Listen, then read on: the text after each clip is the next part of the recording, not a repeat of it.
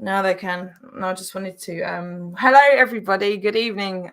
Very strange happenings on the YouTube realms of life. Apparently some people can hear us before we're actually live, but obviously it means we're doing a good thing and we need people to be able to hear what we're saying. So we're going to start by introducing the panelists that we have, which are Rick, obviously part of the fucking furniture, Nathan, and Nathan, sorry again, who is the person that you've got actually with you? Because I believe you've got somebody actually sat with you at the moment. Mr. Darren today. Say that again. Sorry, that was me interrupting you. Dan, sorry, say that again, mate. Darren Ashdown. Darren Ashdown. Okay, so we've got Darren Ashdown and Nathan Kirkton in the same little square on your screen over there. Then again, is it Temi or Temai? I'm very sorry. I'm crap pronouncing my name, anyone's name, but yeah, you try and pronounce mine, and I'm sure we'll be on the same boat. But Temi, was it? Temi, you're very most welcome to be here. Thank you so much for being here. Then we've got Gary Clark, obviously. Everybody knows Gary Clark, but say hi, Gary, if you're there. Say hello. Good evening, everyone. But don't forget, Kylie, I'm 3 hours in front of you, so I won't be able to stay as long as everybody else. That's fine, mate. It's absolutely fine. No problem. There's no time constraint. You do already sound slightly tired, if I'm honest. So you're good. Yeah. Just chill. You just chill. And Mr. Stephen Lang, I believe we also have as well on the panel, if I'm correct. You I'm are. Not sure if he's there. Hello. How you are you very doing, correct. Sir? I'm good. Excellent. Brilliant. No, it's a pleasure and an honor to have you here. I've had Rick in my ear about you for very many years now. It's all complete lies. Don't take no notice.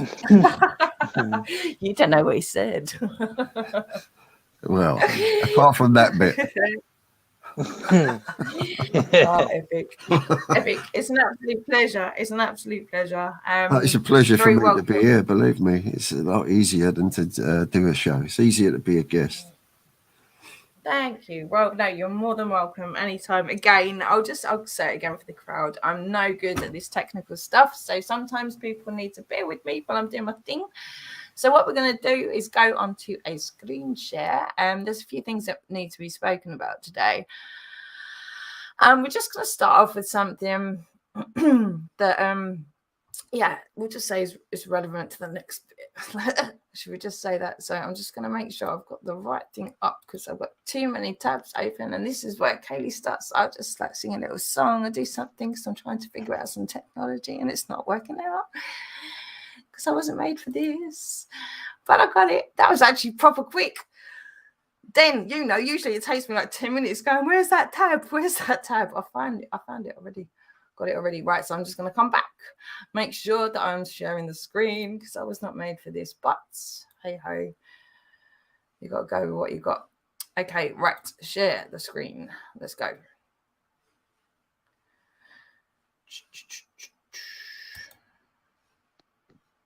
It's been a bit slow, but it is working.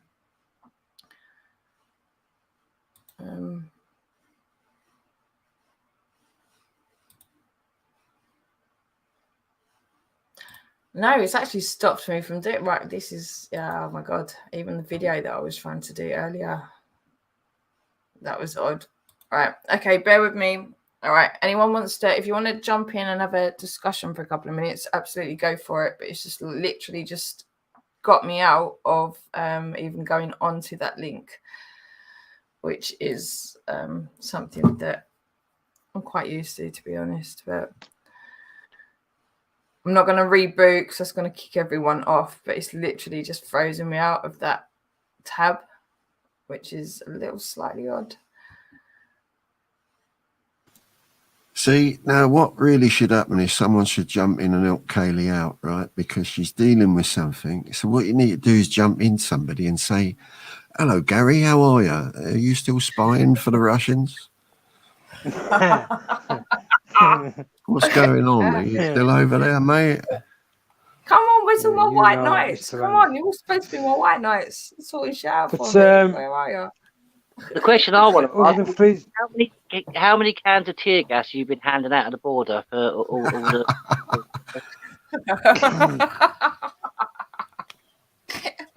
I can tell you one thing: you don't go out after 8 o'clock here, it freezes your nuts off. Yeah. Freezing. Well, do you know what? Sometimes it's That's better to because freeze that's because most people go out at night with clothes on, Gary. Yeah, how do you not get arrested, you weirdo? Oh, dear. All right, everything's just started moving again. I was obviously talking about Gary getting his kit off, just got everything started up. No, I'm still getting a better signal over here than I do in Warsaw, Steve. You've got better signal than I've got by the looks of things. I don't even know who you are, but you've got better signal than me. But no, Can it's I all just started find moving out, again. Gary means Warsaw in Birmingham, not Warsaw in Poland? I'm not Warsaw. Warsaw. That was warm. Oh, was it? Right, okay. Sorry about that, guys. Everything just went on to a bit of a freeze up there. But yeah, let's talk about Gary walking around naked and everything warms up again. We're all good to go because we have no lows over here, apparently. Up, Gary. Right, okay, right, here we go. Sorry about that, people. I do apologize. Yeah, my technical skills are not great, and then it's even worse when it literally freezes on you. You can't even do anything. You can't even blame it on me tapping the wrong thing. Just froze. So, okay, we're going to start with Mr. GoFundMe for a pot noodle, because you know, that's what's important in life. And yeah, Rick, again, I need to talk to you about even the actual where this even that I need to talk to you afterwards. Seriously, I still can't get my head around it because there was too much to get my own head around already. But we're gonna play this, and let's just make sure that we've got the audio because it does this thing. Oh god, it's going slow again. Right, okay, right. Let's just start that again. Okay, here we go. I do apologize, everybody. Welcome anybody that's just joined. Do appreciate you being here. Sorry about the yeah, a little bit of technical issues, kind of standard on this channel. That's why I'm nothing big or strong and I don't monetize anything because it would be doing you a disservice. But we are going to share a screen again and just make sure we've got the audio on. Yes, we do. And then here we go. Like we should have done like 15 minutes ago. Welcome to the show, everybody. Let's start from now. Sorry about that, lads. Right. Here we go. If anyone can say yes or no if it's not working. Right. Working for me. Yeah, but the volume wasn't up, was it? Hang on. Right. Let's start this again. There we go. I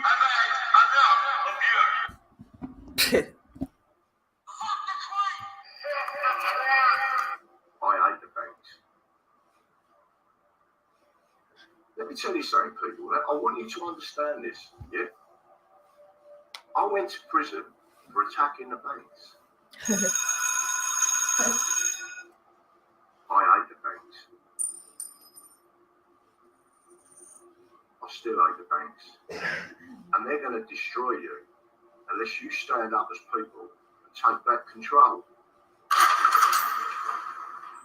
Because above all of this is the banking system that's controlling that parliament, right? You better start listening to me, people. Now, the difference is, I, under common law, got 7 years, and I was held in HMD, Hell March, as a Category A prisoner. Check it out. Hello, my name's Graham Moore. I'm an English Democrat.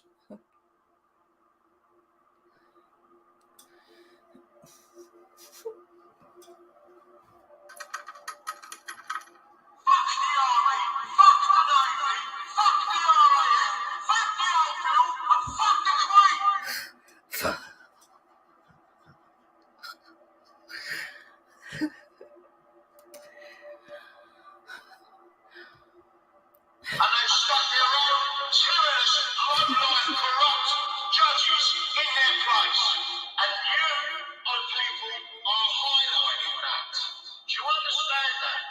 You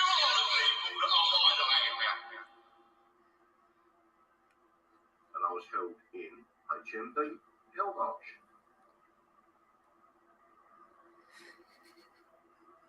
I'm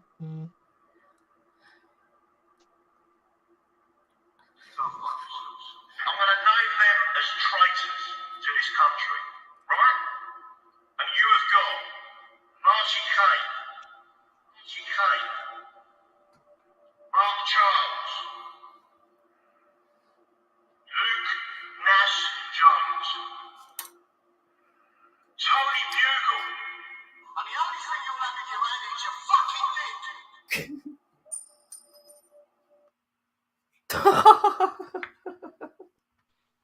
And this man wants you to vote for him for Parliament. Oh my god, it's like John Manoa and fucking Brian Hill had a baby. What the fuck was that? God. Spent centuries of Sorry, let me fuck the Queen. Oh, sorry, that's a little bit nostalgic for me. Oh, The sad thing is he actually talks a lot of sense, right? But the problem is he doesn't do it. He never did it for the right reasons. He was just out to make money from day one. And the whole thing about the dragons, the White Pen Dragons, was just the same. That's where it started. It started long before then. Believe you me, it did. Yeah, can I just clarify that? Because everyone seems to think that Graham Moore started the Pen Dragons. It didn't. The White Pen Dragons was actually started in the chat group. That's right. 2 radio stations by a group of us.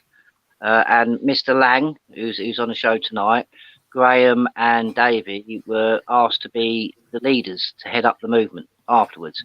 It was not Graham Moore who come up with Pen Dragons. He doesn't own any single part of it at all, in any way, shape or form. It was a group thing that we all got together and decided.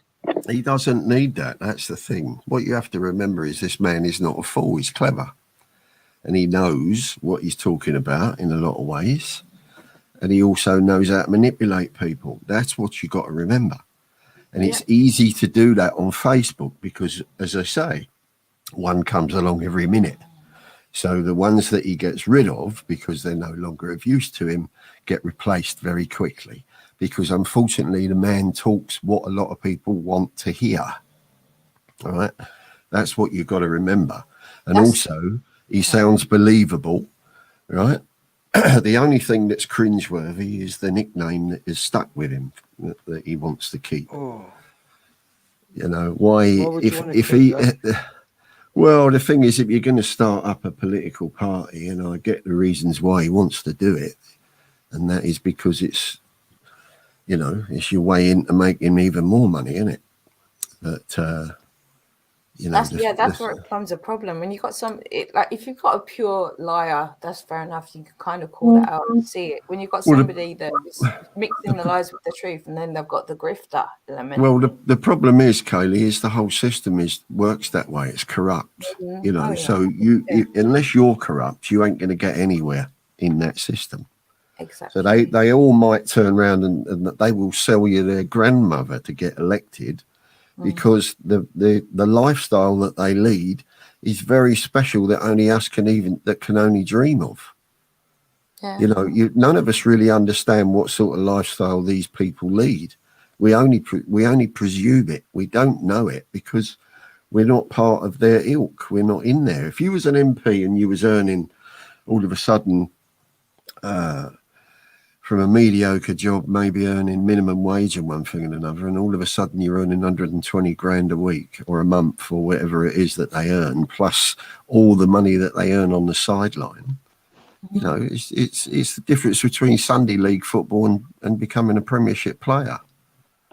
Yeah, 100%. They lose concept as well. Like once you're into that, you lose concept of what it means to it. This is why we can't really engage with these people. Yeah. They don't see us as you people. Can't. They never will, and they won't give away what they've got. It's took them years, hundreds of years to get where they are now.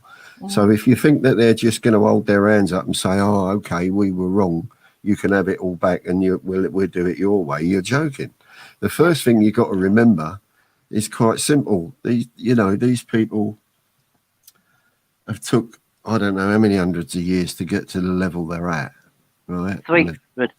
Yeah, they're never gonna just roll over, because their way of thinking is they do the best for the country, because the country will always be here. They don't do the best for the people, because we Exactly. won't always be here. We're constantly being replaced. Yep. Right. It's So not. that's how they operate. That is why they only do what how they see it is best for the country. Because, like I say, the country will always be here, but we won't. Yeah, then the little people like us, we hear the country, right? And we think, just naturally we think, oh, they're talking about the people of the country. Well, No. we do because it affects out whatever little bit of goodness we've got in our life gets taken away. These people, once somebody starts taking away bit by bit, they say it's about protecting life, right? It's got nothing to do with that, because if that's the case, then why is it you're only stopping us from going to things that we enjoy, like nightclubs and pubs and gyms and all of those good things, that we enjoy? It's punishment. It's got nothing to do with keeping you healthy. It's about punishment. It's about punishing you into breaking. It's the same tactics that they use in wartime. It's a constant barrage so that you break the will of the people. That is what's behind all of it, until you all break and do as you're told. Simple as that. It's a social experiment what they're doing. It's a slippery. Well, it's a psyop. It's been a psyop from day one. It's a psychological operation, and they've pulled it off. It works really well, because most of the people out there are shitting themselves and walking around with fucking masks on. Exactly, going to Tesco's without a mask and all hell breaks loose. And actually, if you wear your mask, you know that you're breathing in. Well, it's fear. It's fear. Yeah. It takes minutes to put fear into people, but it takes fucking years to get it out of them. It's not as well. Going back to the bit before, if you listen to the wording they use, most of the time they actually refer to the state, and most people don't realise that the city of London is a state within a state. They're actually. What most of Parliament now, because what a lot of people don't realise is we've been cut out. The only person that actually gets any say is the Remembrancer, and he represents the City of London. If you listen to their wording, a lot of people say it's doublespeak. We are not the country. We are not the state. At the end of the day, they don't class the peasants and the great unwashed as anything to do. They only class themselves as true people. And that's what people have got to grasp. The country is a corporation. Britain is a corporation. It's not a country. It's not cannon fodder, boyo. We've been nothing but cannon fodder. There's a lot of truth in old sayings. But they say, how do you make sure that the slaves, don't realise they're slaves? You give them what they want. There's truth in all of these sayings. You just got to read through it. Bread and circuses. Yeah, exactly, Gary. That's exactly what I was going to say. Yeah, that's it. It's like with society. What people don't realise is we've been slowly over the last 300 years at least been indoctrinated. What a lot of people don't realise is everybody wants to. It's like everybody has to have a house, a bigger car, a better this, a better that. That's how they live. That is the ethos they have, and what they do is they try and make what they're doing okay by making all us lot chase the same dream as they've got. When in truth, we're never going to get that. And we don't need it is the more important thing. We don't even need it, so we can chase it. Me and Mr. Lang was talking the other day. On the phone, and we both was on about the lottery, and we was both saying, you don't think they're going to let the likes of us win £100 million on the lottery? It's a load of bullshit. I remember that. Yeah, it's very true. That's very true. Yeah. It was that chat we had. Are people to believe that somebody's going to have these magic numbers? No, they're going to give it to who they want to give it to. They've got control. It's the same way they've got control of everything else. The same way that we think that we're voting. We're not actually voting. Well, it's all down to mathematics.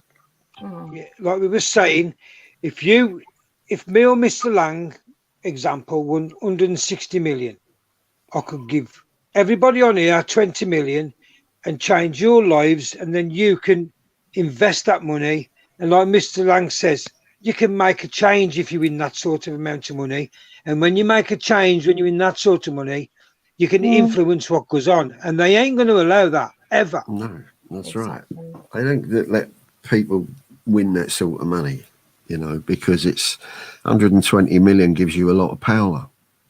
And power is dangerous, and you can't be running around with that amount of power. You've got to be controlled like everybody else, you know, unless you step up to their level, which means somebody will be knocking on your door saying, do you want to join this club? They'll get something on you because you got that sort of money. They'll drag you into it, and they'll say, well, we can tell you how you can live the life that you're all living on 120 million, but you won't be spending your own money. You'll be spending somebody else's money, like the taxpayer. And then you get involved in that system. That's where they get all these secret societies from. But there's a lot of truth in that. And that is why these people get involved in offshore accounts. They send a lot of money abroad. They don't have it here. You know, they send it to Swiss bank accounts and one thing and another. There's a good reason for that. Yeah, well, look at Mr. Savage Javid. He's just had to cut, I think it's a few £1 million put into an offshore account in a tax haven, so he's paid no tax. Well, that's exactly what most of them do. They've been doing it for millennia. Exactly. I mean, a lot of people don't realise, but a lot of legislation, technically speaking, spans from corporations. It was basically corporations pretty much creating legislation to make what was be unlawful legal. So then they have an excuse to get around it. The bank's been doing it for years. I mean, we all know the bank. I mean, take the Rothschilds. They're pretty much funded both sides of every single war since they ever started. Mm-hmm. I mean, to glass in, we're never going to be. I mean, we've got to take these people down because all they're doing is they're trying to get people to chase a dream they'll never get. It's like they don't want us to sort of all of a sudden one day turn around and go, do you know what you're doing is bad? Because everybody's too busy chasing, getting a bigger car, bigger house. You mean keeping up with the Joneses, or you've got to better everybody else? It's a social construct that is just absolutely destroying society. Yeah, but society drives it. This is the problem. You know, they turn around and they say, well, who wants this to happen? You know, what words can we use? We can't use certain words now in public, but we can use them in our little safe cells amongst other people that agree with our way of life. So we all start becoming little groups of people. And this is what Facebook does. Instead of joining everybody together, it makes millions of little groups of people. And they all say one thing or the other, but they can't get together because Facebook keeps that separation. Oh, and doesn't it also promote this kind of like a minute kind of a little celebrity situation going on as well? Everybody feels like they've got this is why I can't stand YouTube, especially at the moment. It's like everyone's got this ego because it's all about me. It's all about me. I've got my channel. I'm really important, and everyone's watching me, and all this kind of thing. So that's another confine, if you like, of social media that people were finding out slowly but surely. But you know, originally when Facebook and one thing and another came out, it was people sharing pictures of their kids and what they got to eat for the evening. And then all of a sudden it went all political. You know, it just got crazy, and it's got worse since. So, you know, all you see on there. YouTube at the moment is the Speaker's Corner lot, which I've never really been involved in, but they've gone on to all these panels now and everything, and it's kind of like just digressed from it. You know, it's like it started out as Speaker's Corner, then lockdown happened, and everyone's on the internet and all the rest of it. You throw a few more people into the mix, and it's just like the internet. See, because the internet is easier to control, isn't it? It don't cost any money to the government. There's no old bill standing around and getting overtime for turning up at fucking Westminster on a Saturday. You know, because there's no one there. There's nobody in Westminster, so. Going up there on a Saturday, all it does is it holds up traffic, and it creates a lot of it creates a lot of overtime for old Bill. You know, it doesn't do anything because we've proved it. Millions went. Well, I don't know. I reckon it was probably 2 million people was up at Westminster at one time a while back. But the government totally ignored it. Yeah, you stand in the street, right? Don't even get put on the news. Everyone's sat around. Half of them are pissed on Stiller, right? Everyone's just going, yeah, fuck the government and all the rest. Well, that's the trouble, because you're always going to get radicals, no matter which side of the fence you're on. Right. You're always going to get it. And all of them people that do all that just make things worse. They don't make the situation better, because that's the first thing the press point the cameras at. Yeah. And then that gets on the news. It's not the good stuff. Yeah, so you forget the good reason why you're there. You're all of a sudden, everybody's focused on the shit that goes on, you know? And it's not just that. It's like basically everybody goes to London. I mean, we've all seen this, Gary, Stephen, you've seen this over. I mean, we've been doing this for so many years now. We've all seen a change. It went from used to be able to get a hotel room for normal money. Now, when they know that everyone's going there, the hotel prices go up. They know that everyone's going to spend money in the shops. And all it does is money for the government, because they get all the tax from all the sales. It doesn't do anyone good. I mean, I'm not putting anyone down that does the protest, because protest is a part of what we've got to do. But people are going to have to start following it up. Well, protests only work. Protests are only successful when they're on the news. They're advertised, because every home in the country's got a TV in it. So whatever goes out there, everybody sees it. So protests only work really when they're on the mainstream media. They ain't going to work. And we know that the media is a massive barrier between us and reality. So it's never actually going to be portrayed the way it is anyway. So even if you get a French style investment of energy and you go do your thing for a day, still what? If the news aren't portraying it to the rest of the world, which they're not going to do, right? They're not going to do it. This is why we need to get back to the lawful way of doing things. We need to go through the courts. We don't need to go through the media. It's not just the courts. It's not going through the courts. There's other stuff we have to do first. The only way, and I keep saying, the only way we're going to do anything is if people uphold the laws that they need to. We don't have to go to courts. We need to do Article 61. I mean, Gary, just as an example, do you remember a few years back, just before we stopped going to marches because it wasn't no use? Do you remember that massive march? And I swear to God, there must have been about 1 million people there. And everybody's Facebook, they shut down all the internet towers, so nobody's live streams worked. Nobody could get on Facebook. Nobody could publicise it. Literally for the whole time. And we brought London to a standstill. And not a single person found out about it because they just shut down all the towers. And that's all they do. Well, if you look at what we did, what Mr. Lang's just been on about, if you look at when we went into Caen, right, all our good work was all undone because Kevin held that bloody American flag up. So then we become Trump supporters, and we was there protesting against Caen because of Trump, because he wouldn't let, because at the time he was saying Trump weren't welcome. And the real reason we was there, all got shunned and put to the back because of that one bloody incident. Yep, and that annoys me because everybody was told categorically before, no other thing, all we're there for is just to do that and focus on that. And all of a sudden he had to whip that flag out, make it into something else. He knew what he was doing and he thought he was clever. I mean, don't get me wrong, it went global, every single newspaper and station in the world. I mean, to this day, nobody has actually managed to get as much coverage as we did when we arrested Khan and Starmer and that lot. But again, but it failed because we went there, done it all, proved it.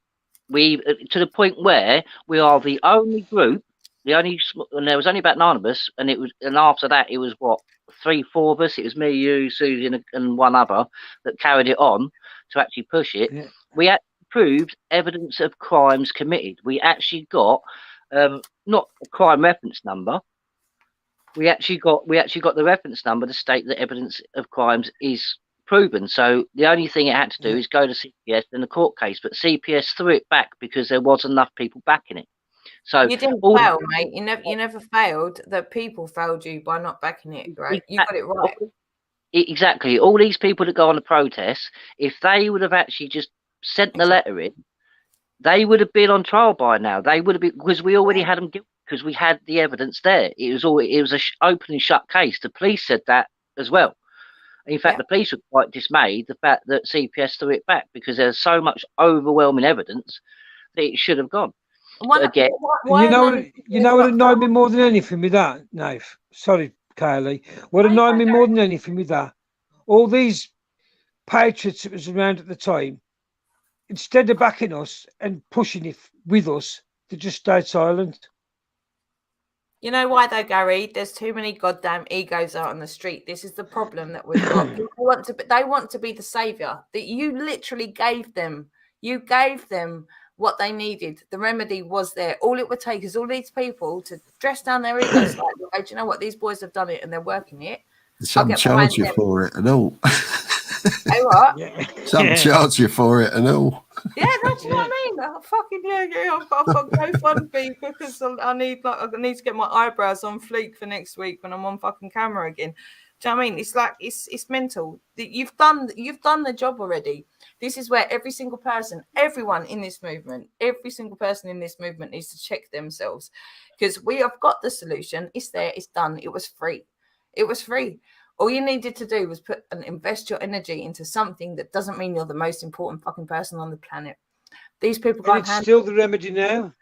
Yeah, exactly, Gary. This is the whole point. This is what we need to be driving and pushing. You know, it's these people, these massive names on the internet, and I've got this GoFundMe, and I've got that GoFundMe, and I've got this cause, and I've got no. We need to really fucking look at the point here. We've got the same demons fucking us over, and we've got the remedy already there, tried and tested by you lads, already done, right? All it takes is a bit of a dressing down of yourself. You're not going to be the most important person here, right? Just it's like me, Article 61. It's like me and Nathan. Yeah, that's what I'm saying. It's like me and Nathan and Steve and everybody who was in the Dragons when we set it all up. It wasn't us that was ever going to get your country back. It was the Magna Carta. It was Article 61. It was lawful rebellion. It's the tools that was already there. It's not us. We're just using what was given and showing people the way. That's all it was. It was never ever going to be us as people. It was always going to be your constitution, Article 61, that was going to get you your country back, and still will. And that's the thing. When we first started, nobody knew about common law. Nobody knew about the Constitution. By the time we'd done the Khan event, and it did take us a couple of years after that, and it's now public knowledge. Everyone's speaking about the Constitution and common law now. But this is the point we always get to. We done it all. Me and Gary and the rest of us, we don't charge. We give all the information out for free, and we help everyone for free. But we've got people who plagiarise. Now, I'm not being funny. There's a hell of a lot of people out there claiming to be common law experts who don't know anything. I mean, we've got a mass constitutional group that didn't even know Scotland doesn't have Article 61. Now, a lot of people in the beginning wanted proof. They said, I don't believe it, I don't want proof, because for some reason people thought that because the government, the very people that don't want you having your rights, they said you haven't got these rights, everyone just went, oh, okay then. Well, it's not true. The simple fact of the matter is, I've court orders with it being stated in it. At no point have I've gone to magistrates, Crown Court and Family Court with Article 61, the Bill of Rights and a few other things. At no point has it ever been rebutted, because they can't. But if people actually got behind it, I mean, people got to realise, in 2001, when Article 61 was invoked, it was invoked lawfully. And it was invoked by the barons, the 25 barons. 4 of them took it to Parliament. What a lot of people got to realise is the House of Lords is the highest court in our lands. There is no higher. So if the highest court in our lands have said that it's lawful and they've enacted a lawful process, and by law, we all have to actually enter. But for some reason, people are going, well, the government says there's only 4 clauses. It's like, well, no. And actually, I've spent the last couple of years, and if people actually bother to go and check now, you'll see that the government's changed their wording on their websites and everything. It's no longer, it's not enforced. They've changed it to what clauses are valid. And you've got to understand, this is what clauses the British Constitution feel that's valid. Why, if you look on the statute books, they are constitutional statutes. They are not constitutional laws. You'll find the laws in the document. If you want to look at the statute books, you'll only find a statute. Yeah, everything they've done, Nathan, is it not? What do they call it? Ultra virus. I think it's Latin. Ultra virus. Beyond their powers, right? Everything that they've done with this whole lockdown situation, it's not even law. It's literally an emergency situation, which I believe it was in March of 2019. They said March 2019, it was downgraded from a high. Yes. infectious Yeah, disease, which means exactly. legally and lawfully it's not a pandemic. The only reason it could be a pandemic is if people actually act like it is. And that's what they've done. They've got the press and the media to make it so you think that it's a pandemic. So therefore, I mean, they've created a situation. What people don't realise is like, for instance, the vaccines. It's not been approved by the FDA in any single shape or form. It's only been approved to be used in emergency use. The problem is, what they've done is they've released a trial.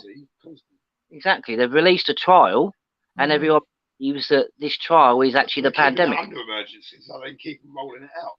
Well, this is the thing. The rich get rich and the poor get poorer. Pretty much. Plus, you know, if everyone's jabbed, they got control, more control. Well, this is the thing. You make a good point there, Dan, because what people don't realise is once you take this jab, I mean, it's already been ruled in America in a court that once you've had, because it's gene manipulation, so they've changed your genes. So technically speaking, you come out of the realm of being a human, and an American court has actually ruled on this. You become transhuman, which means you lose all rights that you had under being a human. You no longer, because you're not a human. And what happens is you actually become a product of the company that you took the jab of. And hey, wait a minute. That could work in our favour then. Because if we become a trans group, that means we're a minority and we'll be better looked after. If we get some dingies. Rainbows and unicorns. This is the thing. But this is the thing. This is where people have actually got to start to understand certain things. I mean, it's like, for instance, our armed forces. Now, I understand the pride they have, but the armed forces have got to realise something. The British is, or Britain is a corporation, the same as the UK Limited is a corporation. Okay, a lot of the armed forces and vets that sort of have a go at me because I say no, it's English, Scottish, Welsh, and Irish, because that's what makes up the British Army. I mean, we've still got the most indoctrinated. They are the people that spend their lives getting taught what's right and wrong and what to do. Yeah. So if you're reaching out for them, it's going to be few and far between. Well, no, because a lot of them are coming around, but what they don't like to hear is the fact that if you claim to be British, you only have the rights under the corporation, which is the Human Rights Act. They've been taught that being British isn't correct. They don't get it, though. They don't get it. They're sold. So I said their whole job is to be fucking make what's been doing with the And this is a lot of, I mean, it's not just the armed forces. A lot of people got to understand this. Like Britain's been known by many names. One of its most famous names is the British East India Tea Company. Now, this is, and the reason, I explained something about why we have an army, because the British East India Tea Company are the only corporation ever in the history of corporations to have its own standing army. Now, everything that people slate the English for was actually done by the British East India Tea Company. So all the atrocities. Who's running that company? Well, the Queen is actually the head. She's the main trustee. Okay, who used to ask the Queen permission? No, anyway, let me finish. But it's like, basically, in a nutshell, this corporation had its own standing army. I mean, all the atrocities in China, the whole lot, was all done under the flag of that corporation, not England at all in any way, shape, or form. If you actually look back in history, everyone speak English. Take the English Navy. We've still got an English Navy. The English Navy ended slavery and it's ended a lot of atrocities around the world. But the British Army are mainly the ones that done it. But this is what people got to realise. Under our laws, we are not allowed to have a standing army in peacetime. So what happens is, instead of having the English Army or the Welsh Army or the Irish Army or the Scottish Army, what happens is they get rented to the British corporation. And that's a lot of people don't understand and can't seem to grasp. We actually rent out ourselves to a corporation. And that's the bit that grasps most people, because a lot of people don't realise once you claim you are British, the only rights you have is as a sovereign. And as a sovereign, you're either English, Welsh mainly, and you've got to be a sovereign. If you claim to be British, then the only rights you have is under the Human Rights Declaration, which in the preamble, if you read it, it states quite clearly them rights are only to be taken in consideration. So all these people that are saying, oh, human rights, they can take that away from you at any time they like. But if we're talking about unalienable rights or inalienable rights, which is an international term, they can't take that away because it's God-given. The moment that's the key word, isn't it? God-given. Yeah. Because The moment what you got, the rights that you think you've got were written by them. They're giving you your rights. Are they all powerful then to be able to do that? Well, that's it, because you give your consent to that, and this is what a lot of people don't realise. I mean, I've never voted for a reason. I am sovereign. I've got all my rights intact. I've never voted because when you vote, what you actually do, you actually consent. I mean, people got. I mean, I've not. I'm not going to vote for a lying twat. Full stop. It's that blatant. It's that simple. I mean, a lot of people sit there and they say the same thing, and a lot of They're people, all liars, though, aren't they? You know, there's not. They've got to lie. It's the only way the system works. It don't work if you tell the truth. I mean, this is what I don't understand about a lot of these so-called constitutional experts and common law experts, because they're missing one simple thing. And now I'm going to say this because I'm the only person that I know who's even mentioned this, but people need to read the Representation of the People Act, because it all comes from there. It comes from 1701, the Representation of the People's Act. If you claim to be British, you are no longer English, you do not have any rights. That's why they override us in court. That's why you become a ward of state in a court, because you are owned. Yeah. This is people got to start. I mean, we've had loads of people. I mean, take Dave Richard when he tries to just go to court and give your birth certificate back. It doesn't work like that. What you've got to do is you've got to basically attack the because it is a contract. This is what a lot of people don't realise. Your birth certificate is a contract, and a lot of people, and what people don't know is because it's a cross between contract law and trust law. They both work in tandem, but both in trust law and contract law, if there is non-full disclosure, the contract is void at the very moment that you announce that there has been no full disclosure. Every contract has to have full disclosure, and they didn't give full disclosure. In fact, actually, I've said it a lot and I get laughed at, but it goes further than that. It goes back to wording again. And I keep telling everyone, I've done for so many years, context and diction.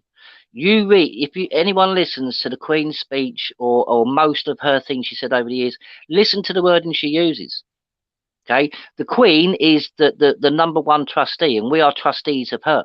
And this is what a lot of people don't get. It's a symbiotic relationship. But the problem is, the Queen, when she first started, was actually wrong in the first place. She actually subverted the law and subverted her position. That's why a lot of courts kick it back and don't listen to it, even though they take an oath to uphold it, because where the Queen, in her own wording, pretty much disbanded her obligations under the coronation oath. And this is where the wording comes in. To Parliament. Yeah and no. Since 2001, Parliament assumed sovereignty because of the Nice Treaty. And this is what a lot of people don't realise. That's why Parliament's sovereign. But by law, Parliament can't be sovereign, because the only thing that can be sovereign is a living entity. Yeah. A fiction cannot be sovereign. Parliament is fiction. It is. True. No, And don't forget, Nath, it was in the coronation oath where she set up this trust, what we're all in now, because when she said in sincerity, yes, to be exactly. correct, it should, and when to be correct, she should have actually said in all sincerity. Yeah, well, this is where a lot of people this is the problem about our schooling. Grammar. This is where grammar needs. This is where grammar comes in, because a lot of people haven't been taught the proper grammar. We're taught what you call a bastardized version of grammar. It's like you say, in sincerity. How dare you? The thing is, the context of a word. Yeah, do you remember going back? Sorry to interrupt, Nath, but do you remember when Khan was on? He was on every news channel and radio station and just about everywhere at one time, a little while back. All you ever heard him say is Parliament must remain sovereign, right? That's all he ever said in all of his interviews. Which basically meant glass me up. Yeah, but for him to say must remain sovereign, that also, there's a separate meaning to that, which means that if it must remain, therefore it can be taken away. Yeah. Right, but they don't say that, you see. They let you work that one out for yourself. When they say Parliament must remain sovereign, what they're actually doing there is, because what happened is with the Nice Treaty, when the government signed it, They signed over to the EU. I mean, it's not the EU Parliament because it's worthless. It's actually EU Commission. It's the 15 unaccountable, unelected bureaucrats. That's why if you listen to any EU speech from Hofstadter or anyone, they say you must give up your sovereignty, because the whole point is if once our sovereignty goes, we have no inalienable rights. We have nothing of protection, and that's another reason why the government says and people keep trying to say we have no constitution. The Constitution is not there for government, the police, or the courts to bat us over the head with. The Constitution is there to bind them to the laws, so they've got rules of engagement. And unfortunately, where we're not taught it anymore, we do not hold them to account. And this is what needs to happen. People got a choice. You can either go with your human rights and it's going to be taken away and you're going to land up with nothing, or you can actually wake up and actually understand the fact the very people that are telling you you don't have these rights are the very people trying to take these away from you. Okay, the government don't want us to have sovereignty, don't want us to have our rights, because we are more powerful than them, because the people are the law. Yeah.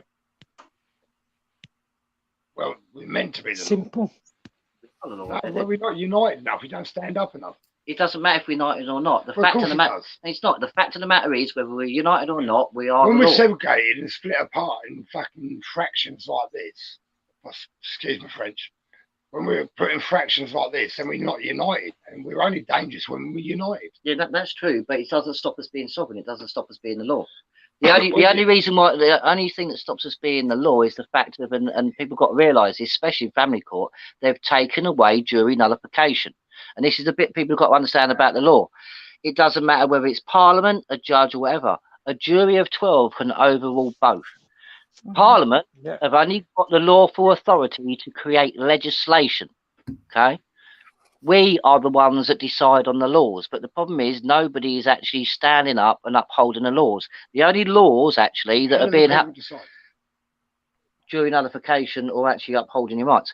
The actual standing in Parliament at the moment is the only laws that are being upheld is that of the Remembrancer, because the Remembrancer is the only one going in there and upholding laws. We are not upholding our laws because we are voting for the treasonous government, and this is what people don't get. You vote for the government and you give them your sovereignty. Okay, so everything they do is not in their name, it's in your name, and you actually give consent for Parliament to do whatever they want for 4 years. So you give your consent, and then for the next 4 years they can do what they want, and you said yes already. This is why people need to understand. It's people like Graham Moore. He's got basically, everyone says he knows his constitution. If he knew his constitution, he'd know damn well that he shouldn't be trying to go into Parliament because it's treasonous. Anybody who votes, anybody involves themselves with Parliament is committing treason. But why? Listen, what you got to look at, Nath, is why he's successful and gets people to follow him.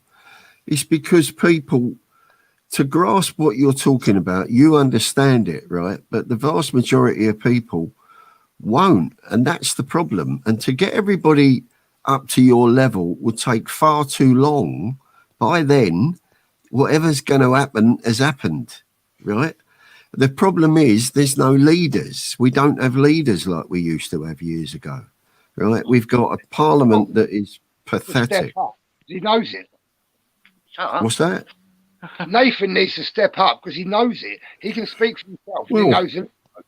You do, but then you've also the only way to beat these people is on their own ground anyway. We know that, right? So you've got to try and get it into some court or some court of law somewhere, because if you can't do that, it's not going to work. It doesn't matter what you do on the streets. You've seen demonstrations.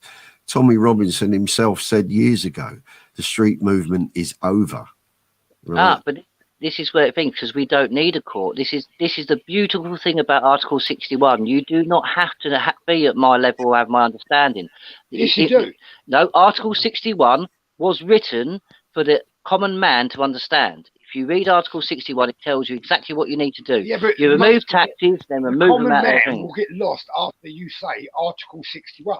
No. They'll go, what are you going to do? Have you ever read it? What? No, tell me. Exactly. Well, what it is, it's not just the fact that they don't understand it. It's also because they think that somewhere along the line, they've probably heard somebody on the news media say it doesn't exist anymore or it's been repealed. Somewhere they've heard that. So it's faith in what you're talking about. It's people are so pre-programmed into going to vote every 5 years that they think there's no other way. And that is why you keep getting one party or the other in power.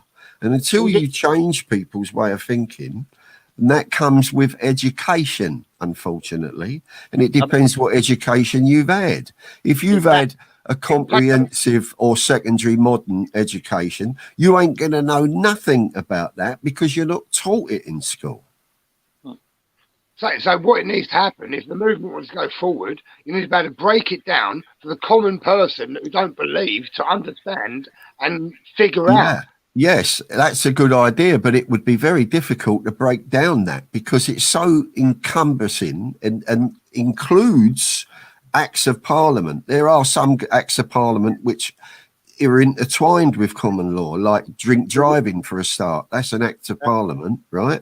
It's an act, but it makes sense, doesn't it, right? We don't want people pissed up driving around killing everybody, right? But that's an act, it's not law. And I abide by the 10 Commandments. Right. You know.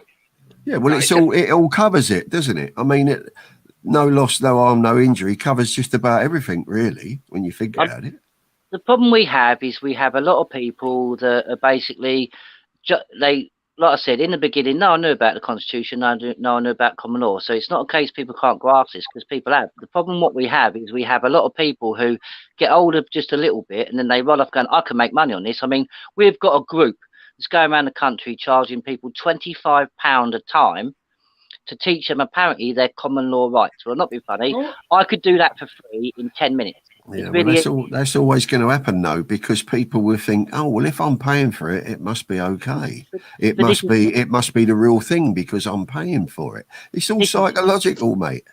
Exactly, but this is the thing. A lot of people as well go, well, how do you prove Article 61? Well, I've proven it in every single court. I'm not being funny. Temmie's on the panel here. Temmie's watched me in court and watched it never be rebutted. In fact, Temmie's actually watched barristers and that lot get quite stumped when I'm talking because they've got nothing to come back on it with. But the problem is everyone says about, look, put it this way, I'll give you the easiest key because there's no other constitution, it's not Graham or nobody else has actually put this together, okay? The key to Article 61, it being lawful, okay? In their own statutes, in the 4 statutes that they've actually, constitutional statutes they've allowed in the statute books, they've got Clause 1 of the Magna Carta. Right, now you've already got one. Right, just say what Article 61 is blatantly. Yeah, for everyone that doesn't know, for as many viewers as there are, yeah, just put it down in a nutshell, yeah, what Article 61 actually is. Well, I'll do that in a minute when I link. Okay, right. If people want to know how you prove Article 61 is still in force, okay. Now, if you look at the 4 constitutional statutes they have on the book, they've got Clause 1 of the Magna Carta. Now, if you look at the last paragraph of Clause 1, it clearly states that everything coming after Clause 1 is there in perpetuity. It means it cannot be taken away unless the people agree. It is also backed up in Clause 61 and Clause 63. That's why they don't want to acknowledge them, because it's there in perpetuity. It's just people don't read it. Now, Article 61, if people actually bother to read it, is in plain English. It tells you exactly what you can do and exactly what you can't do. It says, you have the right to enter into this if there is tyranny. What you need to do is remove your taxes, so you stop paying government, so therefore you're not complicit in their crimes, and you have the right to forcibly remove them if it takes that. And it is that simple. It's just nobody bothers to read the actual clause. Everyone seems to think it's really complicated and it's too hard. And then when people start getting over that and actually read the goddamn thing, you'll understand it. It is written in plain English, and Article 60, Clause 61 is completely different to any other clause. The wording is different. The wording is in plain English. It is meant to be so somebody can read it out and everybody, because you've got to remember at the time, no one could read or write. The clause was actually written so the people who can't read and write can understand it and know exactly what they have to do. But the problem we have is we have a lot of people who want to sound really, really fucking clever, like lawful dissent, and try and make a big fucking hash of it to make themselves look better. So it's like, well, you can't do anything without me. Simple fact of the matter is, no one can lead this. It has to be a group. It has to be everybody at the same time. I don't care if you're an army, in the police force, I don't care if you're a or a brain. Nobody is above anybody in Article 61. And Article 61 is the highest can take in this land up the coronation oath. So your police's oath, your army oath, the whole lot comes below Article 61. It's the highest oath anybody can take. Yeah. And the easiest way to say it in layman's terms is it's your lawful and moral duty to go into lawful rebellion when there's tyranny. Yes, exactly. That's what a lot of people miss, isn't it, Gary? It's not just something that we can do; we're supposed to do it. It's our duty. You're morally to obligated do it. and lawful. It's morally and it's your moral and lawful duty to do it. Yes, but we're in a country where morals are vastly disappearing. We're living in a country where people put fucking face snappy on to go to Asda's. We're working with idiots. Anybody basically now who's not in Article 61 is complicit in the treason. Simple as. Yeah, that is a law. I mean, I'm not being funny. People say that common law and that don't work and the Constitution don't work. I mean, now, Davy Russell, right? I'm not going to go into details of his thing, but Davy Russell was up in magistrate's court for a driving offence. I'm hoping one day he'll actually admit what actually happened, because that's another thing as well. It's a lot of patriots who have seen it work who are keeping their mouth shut because they might be put in a situation. But I actually overtook the magistrate's court, and I'm the only one that I know who's actually done it successfully. I overtook the magistrate's court and I did the ruling. There was witnesses there that actually witnessed this, and I made the ruling, and Davy didn't have anything. Literally, it disappeared because I overruled the court. Because what people don't realise is, as a sovereign, and like I said, I didn't enter into the court. I was in the public gallery, and there's a reason why the public gallery is usually higher than everybody else, because as a sovereign and as a member of the public, you're actually higher than everybody in the court. What I did is I used a lot of my knowledge to prove that I knew more than the magistrates, and the magistrates made the mistake of stating, well, you clearly know the law, and it seems to be a lot more than we do, so maybe you should come down and represent him. I said, thank you for giving way. I now take over this court. And basically I took over the court and I made the ruling for Davy. But he's still to this day, and this is the thing, Davy could have been told the truth about this a long time ago, but he didn't. And this is a problem. A lot of people who have seen this work don't say anything. I mean, Temi, you're here. How many times have you seen me in court and do what I do? I've been there all the time, right from the first court to the last court.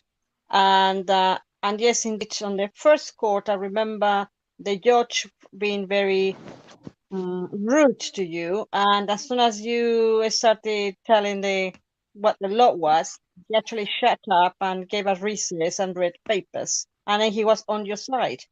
He insisted for you to take it further because he said you had a case, a lawful case, and that he couldn't go through the law because he only dealt with legislation. So you had to take it further. Exactly. Where it was in a magistrate's court, even though he was a judge, he only had the power of a magistrate at the time, so he couldn't overrule certain things. So all he could do was deal with the matter at the hand, and that, I believe, was the fact that I was with a group of more than two people, because Andy decided to come running over and be all emotional. And in fact, is it true or is it not, Temi, that judge actually praised me for my knowledge of the law? And he actually praised CMW and said it'd be a good thing to have more things like CMW teaching the people their rights and the law.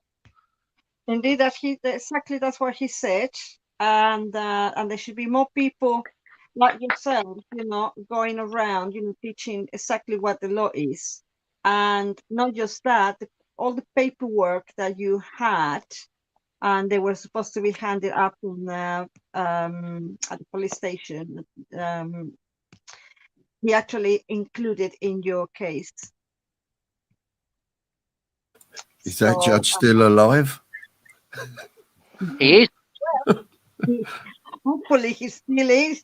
But, yeah. This is the thing as well. I'd get his name and remember to have it tattooed on my arse if I were you. Because it's as rare as rock in all shit. Well, this is the thing. That actually case went to the High Court. That's how far it actually went. And in the High Court, the judge actually committed a crime. He tried making it primary legislation out, like he committed crimes, and I actually notified the judge. I said, "You've committed a crime," and I actually notified him. I said, "As soon as any of you Crown servants try and recoup that fine, you broke the law, and I'm going to be suing every single one of you." To this day, they still haven't even attempted to recoup that fine at all. As far as I know, it's the guilty plea, it's the guilty verdict is not even on my record. So for some reason, that case has disappeared. And what keeps happening to me in court, they either don't let me get in court, or for some reason afterwards it just disappears. No, I think you'll probably find it's because they know that you could drag it out and they don't want to do it. So they'll probably try and avoid it and hope you just go away, I expect, like they normally do.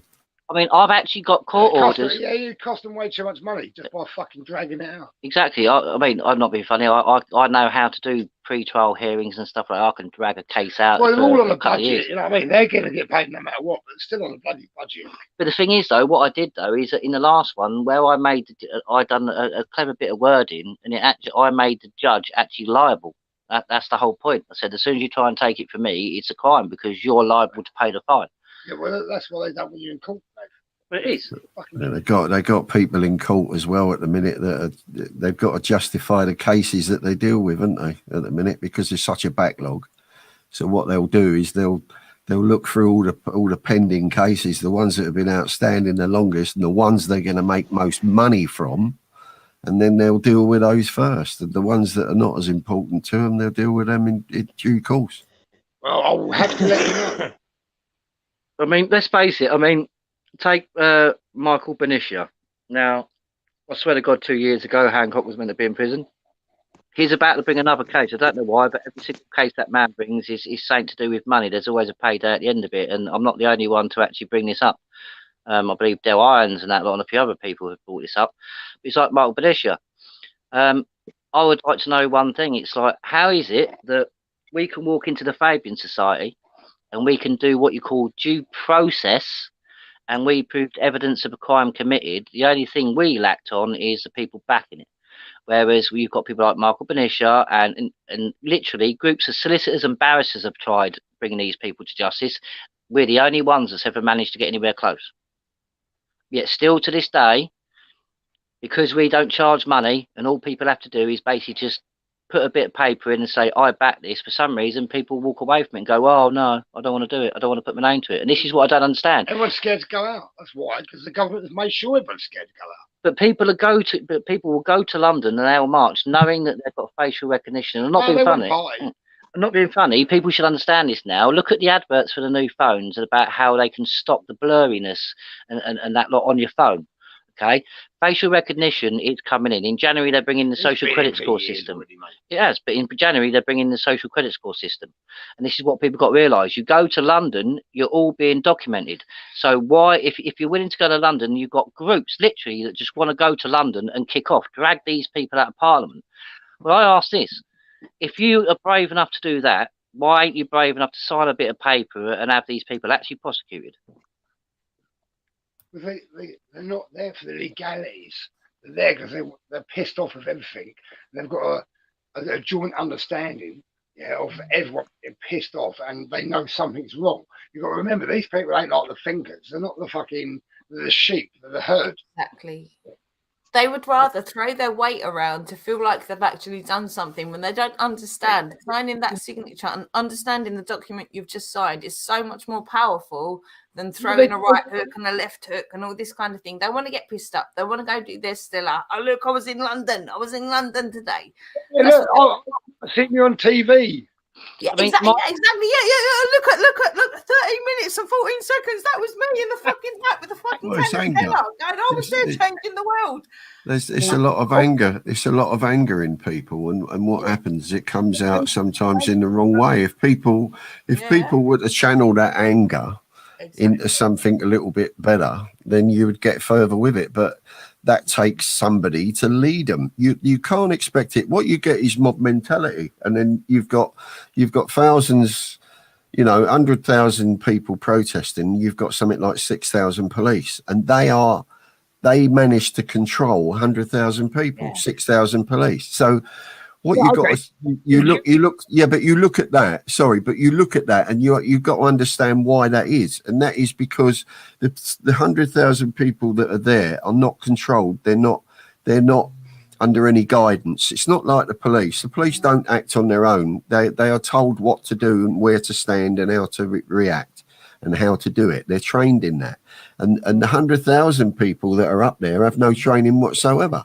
So unless you've got somebody who controls that 100,000 people, if you did have, you'd soon see those 6,000 police back away, because that's what they're trained to do. If they feel under threat, they will back away.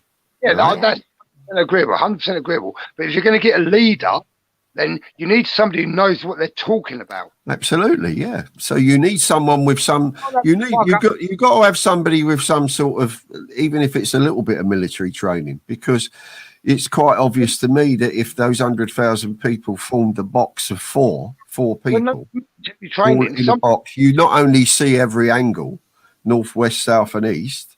No one can grab you out of that box. Yep. You need somebody who's got a voice, who's not afraid to put their voice across, who knows what they're talking about. Yeah. Even if it makes, 5, 10, 20, 50 people surrounding that person get up on the podium. Yeah. You need somebody who knows what they're talking about, who can make people think. It needs to be somebody that's doing it also for the right reasons, not for ego, not because I'm not doing a selfie over here. It needs to be somebody that is just strategically minded. That they're doing it for the right reasons. That they're coordinating things because it's the right thing to do, not because it's going to make them famous on Facebook the next day. That's right.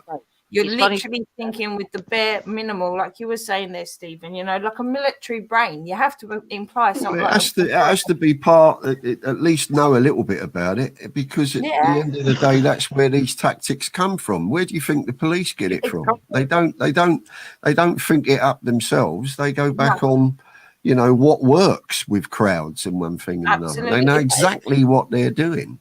It's doing that and being humble at the same time. You need to find somebody that's got the balance of not being the big dick about the situation, just doing it because they know that's what is right and what's working. You need to be able to be strategic and do these things, but also not go, right, this is going to make the papers on Monday. We've got so many egos in this movement that whatever you want to call the fucking movement. But sometimes you do need to make the papers because that's how you make the statement. I know the papers lie. They're always going to lie, and they're going to make it bad. But as Frank Sinatra said in '76, any publicity is good publicity. It gets the point out there, even if it's a bad point of view. Yeah, we're still thinking of you. They know who. Get that. Could I say, going back to what you said about doing something in the right thing that works? Okay, now and egos. Now I sat back for a whole year, right, and I watched. Groups of solicitors, I watched other common law groups and constitutional groups all putting out notices and notice of liabilities to schools and things like that for a whole year. They never got a single return on anything they sent. Now, I done a lawful notice for schools, and every single person that sent the one in from CMW got a reply within hours. And the reply was always, we do not intend to jab your child or do anything of this like that. And all I did is I just done it. Don't get me wrong. There's not a lot to the notice, but this is what people don't realise. The wording I use is so defined, there is no avenue for interpretation. Yeah. And you've got a copy of it, I think, Kaylee. I mean, yes, I do. This again, I don't want to kiss your ass too much, but I'm going to, because this is why I love you guys and what you do. Right? You've taken. I knew it would get smutty. I knew it. Oh no, serious. These dudes. If I'm being honest, I can't laugh in your voice. He has got one. Talk some more for me, please. Can I just add up on that, about the letter of the school? I actually sent it for mine one at school. And I got a phone call today. It's the last day of school today, stating if they could actually make or do a test for my child. And I said no. So they actually asked. They didn't just go for it and did it. So it is working. Are you saying they actually gave you a child? I've got a letter from Lord Bethel from a year and a half ago because I saw that this was coming, so I got onto that case. Obviously, YouTube takes everything down. Are you saying they gave your child a test without your consent? No, they were going to, but they rang me because I sent the letter. Well, it's not a letter, it's a notice, and they have to ring me before they do anything. They have to give me a call, and they gave me a call, and I said no, he's not allowed. Nevertheless, my child was asked sorry to see if he wanted to have one, and he said no, and they left it. So I had to go and pick him up because he had a bit of the cough. Okay, that's fine. The last day doesn't matter. But it did work, the letter, because they actually rang me. They didn't force on him to have as other parents have done. Well, if you want, I've got a letter, email from Lord Bethel saying that no, they can't. This was a year and a half ago. They can't. A lot of us saw this coming, right? Nathan, Gary, obviously, CMW, you knew it was coming. We've all kind of been in this game around it. They can't. None of this is lawful. None of it is lawful. It's all ultra virus anyway, which isn't even applicable anymore. Sorry, Nathan. Go on. Literal GBH. Actually, technically speaking, it is not a weapon. It's GBH. Any needle, anything like that is GBH. No, ultravires is completely different. Ultravires is they put a needle, just that needle. So let alone what's in that needle. Yeah, but that's just not a needle. Yeah, GBH. that's GBH, but that's not ultravires. Ultravires is a heinous crime. It's above GBH. But it's like going back to the notice that we wrote that like Temi sent in and stuff like that. What it actually does is it actually takes all the power away from all the authorities. It actually puts yourself back into control. For that. He hasn't because he can't change the law, but that's why the notice is still working. And this thing. Changed the doctors last 3-4 months into the first pandemic era. He hasn't changed any laws. They've made mandates, which a mandate under law has to have an acceptance. Listen. If something was safe 100% and you was a doctor and you believed it was 100% safe and it wasn't going to harm you in any way, right? Why is it if you were to ask that doctor before he wanted to inject you with it to sign something that says, if anything happens to me in the future, which is deemed to found that's happened to me because of that injection that you want to give me, right? You sign this to say you're liable. I'll guarantee you that doctor will not sign that form, even though he's telling you it's 100% safe. Of course he won't. That's the whole point. That's how simple it is. This is why people are getting like really confused about, oh, this is so complicated. It's not. People don't understand the common tongue. They don't understand the simple basic text. Yeah, there's differences in wording, and people just don't get that because they don't want to get that. They're just quite happily being. Yeah, look up all these terms under the Black's Law Dictionary because that's what it is. Black's Law Dictionary. We use the Oxford Dictionary of Law in England.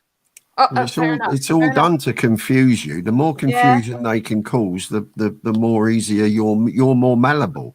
You know, they can mold you into what they want that way. Mm-hmm.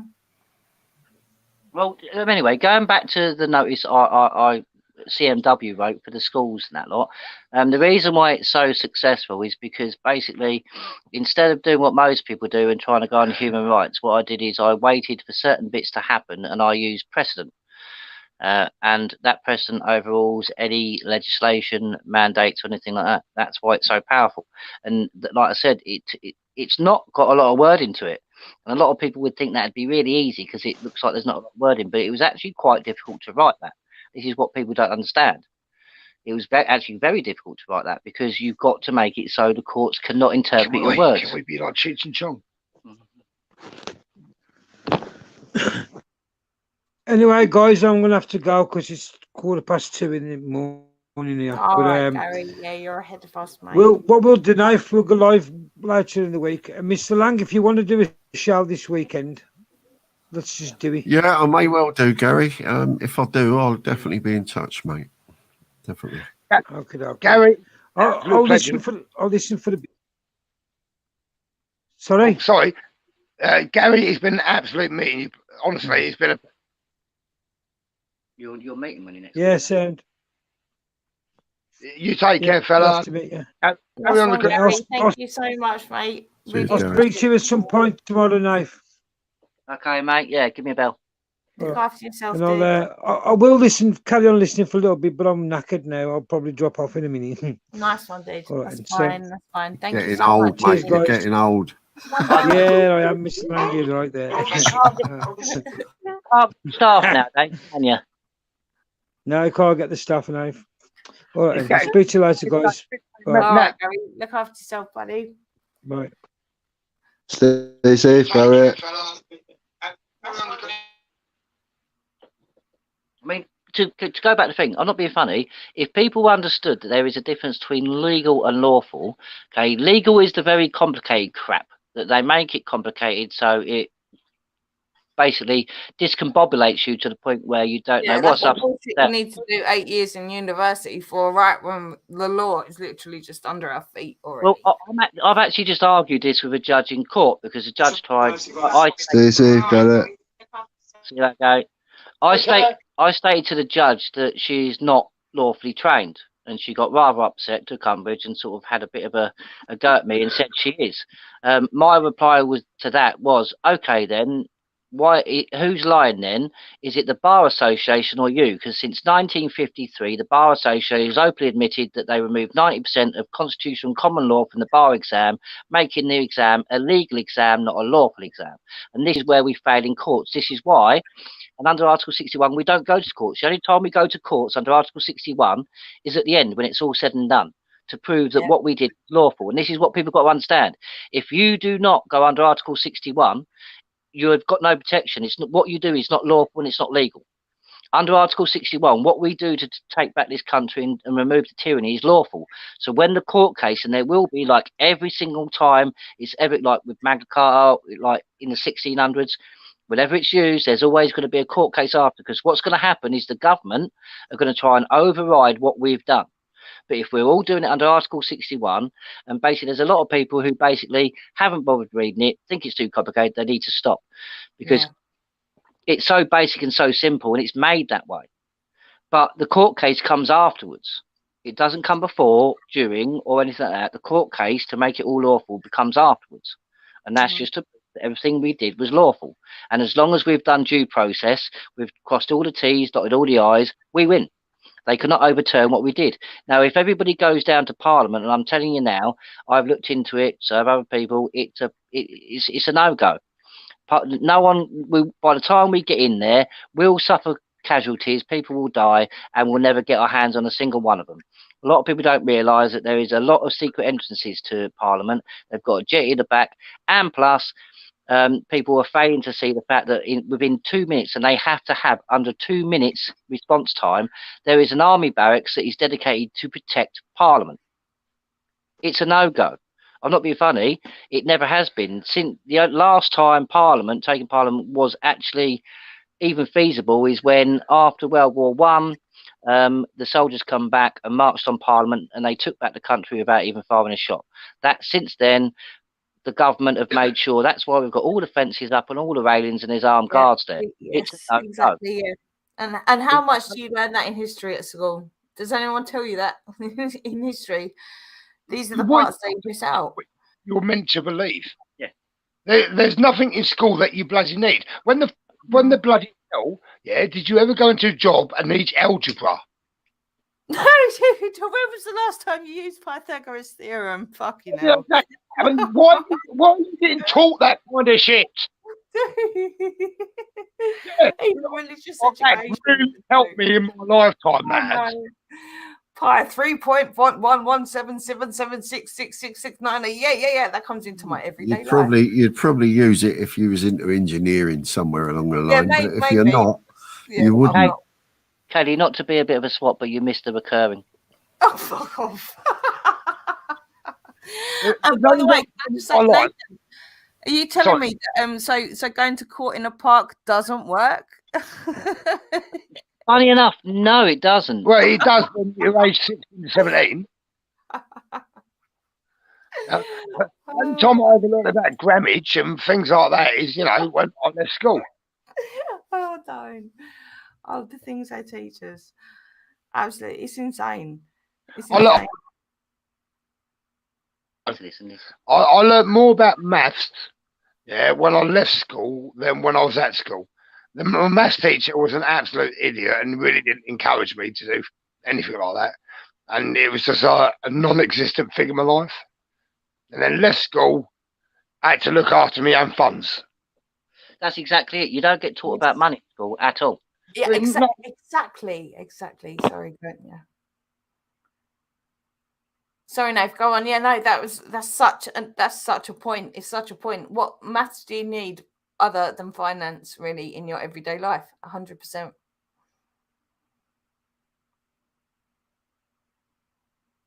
Nave, go on. Sorry, I was interrupting you there. That's right. No, it's basically, in a nutshell, what you get taught at school is not what you need to learn to survive. That's the bottom line. Yeah. Yeah, it's conditioning, isn't it? It's conditioning to make us all, social robots. Well, exactly.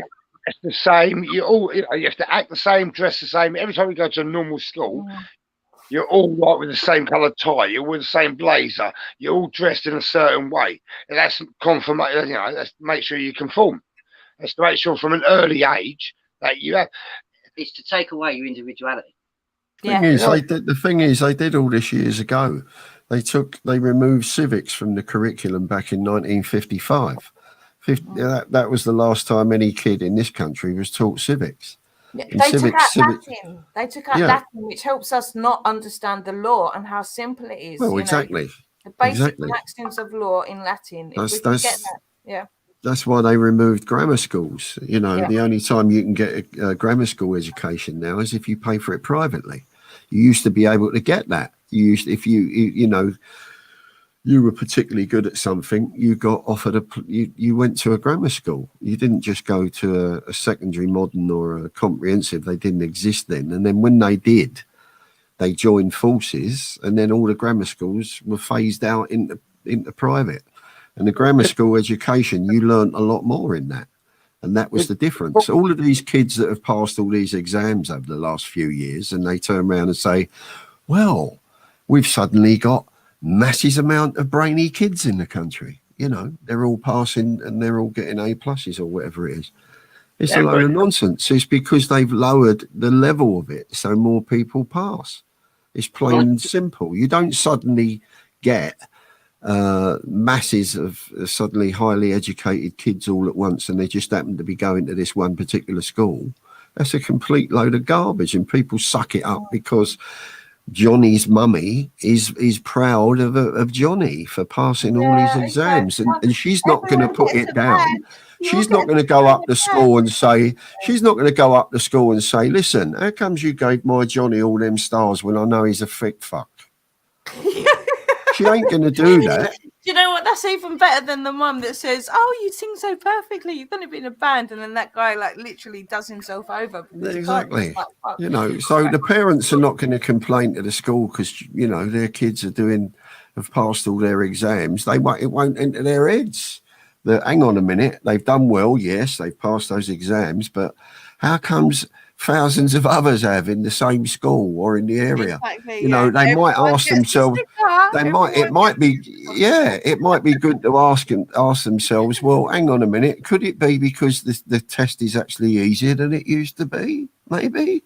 To be honest, guys. I'm a school teacher. I teach from primary school to university. Hello, Chummy. I'm actually doing law in business. I've done the maths and all that because I got on the finance during the business degree. And to be honest, what we teach is a lot of rubbish because they learn the concept, but they cannot put it into practice. And that it's a big, big difference on that. And when you ask the students, we got at the moment where I'm working, we got over 2,000 students who actually cheated. And I had to go through one by one for all 16 units, each student on a level 2 and a level 5. All cheated and they all passed. So that's the sort of students that we actually have. On top of that, most of those students are from the Eastern Bloc.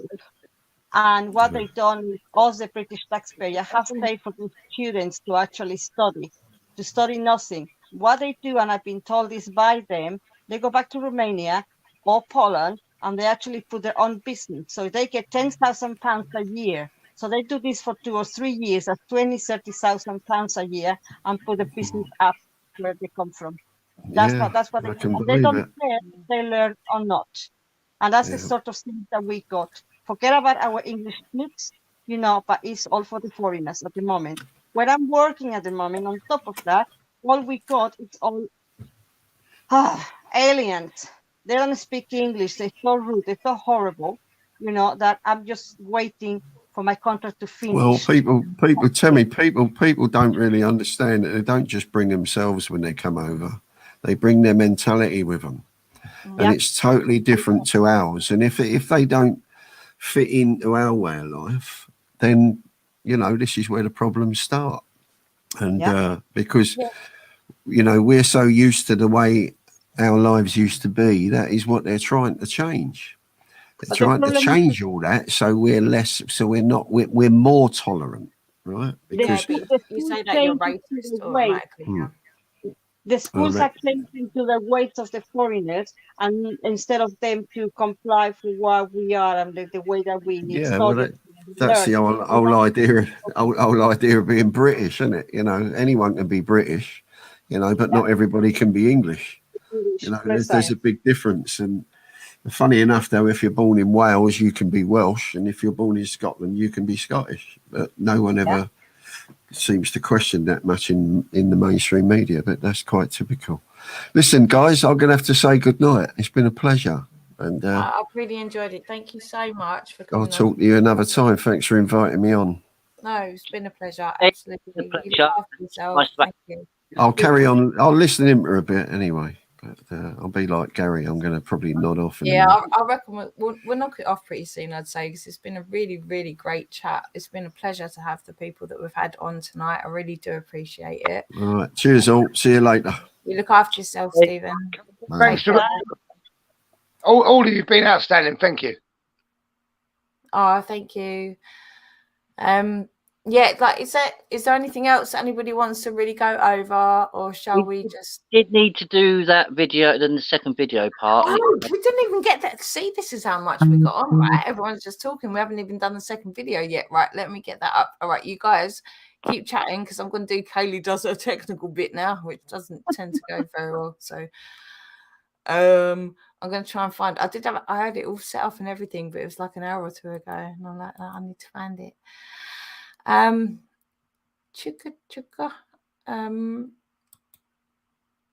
Yes. Was it Rick? Was it the one to be continued? It was that one, wasn't it? And it was like an hour and 3 hours and 16 minutes, something around there. Yeah? Rick, you're back. I have let you in. I know you've texted me saying that you kicked yourself out, mate. You are back in. Can you talk? We're so crap at technology. It's funny. Rick, you're there. Dan, you are in, mate. You're there. You're on the screen. I don't know what else I can do. Hello, Rick. Katie calling Rick. All right. I'm just going to assume that we're in the right place. I don't know. You got to unmute. Sorry, we are so bad at technology. All right, then you are there, mate. So I think this is. Yeah, 3 hours, 16 minutes. Yeah, Wicked. Yeah, I can hear you now. Hear me now. I can hear. All right, 3 hours. I think I'm in the back. I don't. No, you're not. You're here, mate. Okay. You're here. No, you're here. You're here. Yeah. On to the next. All right, we got it. But no, you're here. So.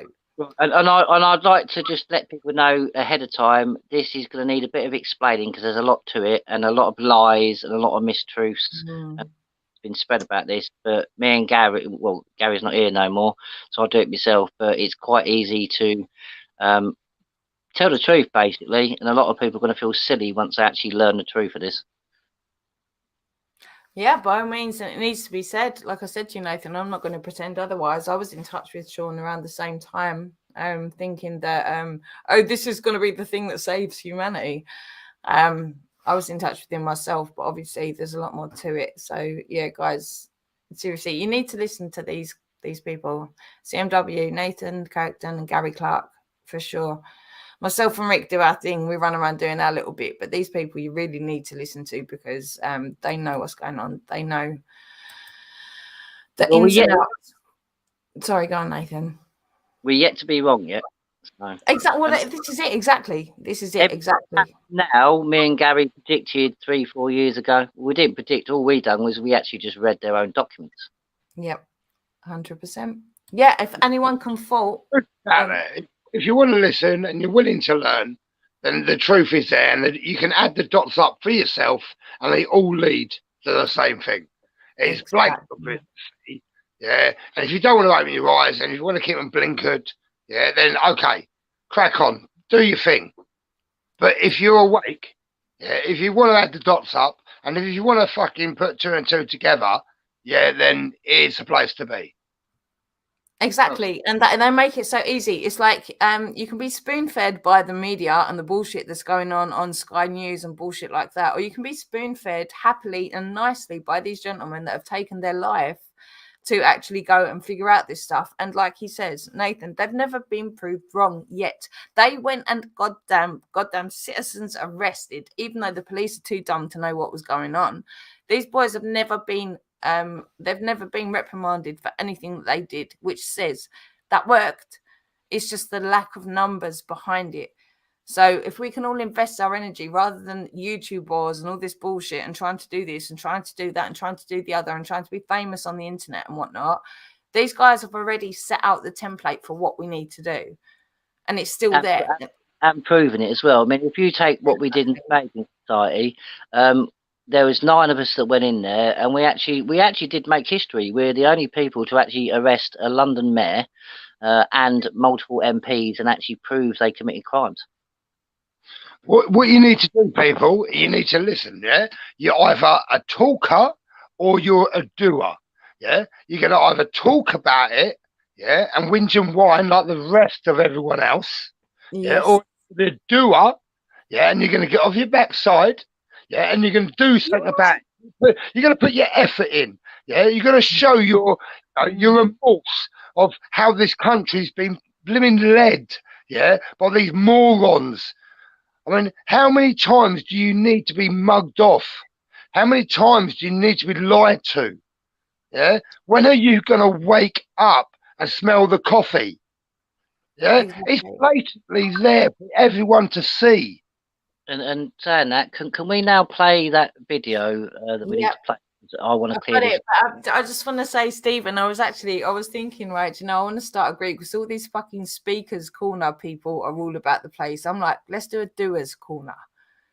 Fuck off speakers corner. You can all chat shit all day long, but let's do a doers corner and actually get some. There's only 2 types of people on this planet. You got your doers and you got your talkers. Exactly, yeah? Mate. Exactly. Talk about it, you don't do. If you do, you don't talk about it. Exactly. Okay, we've been a bit of contradictory because we're online in front of thousands of people, but sometimes you need a voice. Sometimes you need a voice to wake you up so you realise what the situation is. The situation is dire. But we are doers who are talking about what we've done.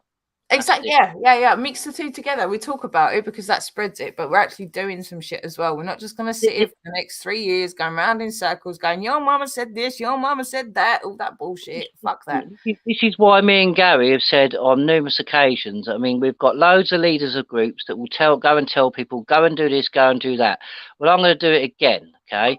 I challenge all leaders of all groups, stop getting your followers to do it and go and do it yourself. Do what we did.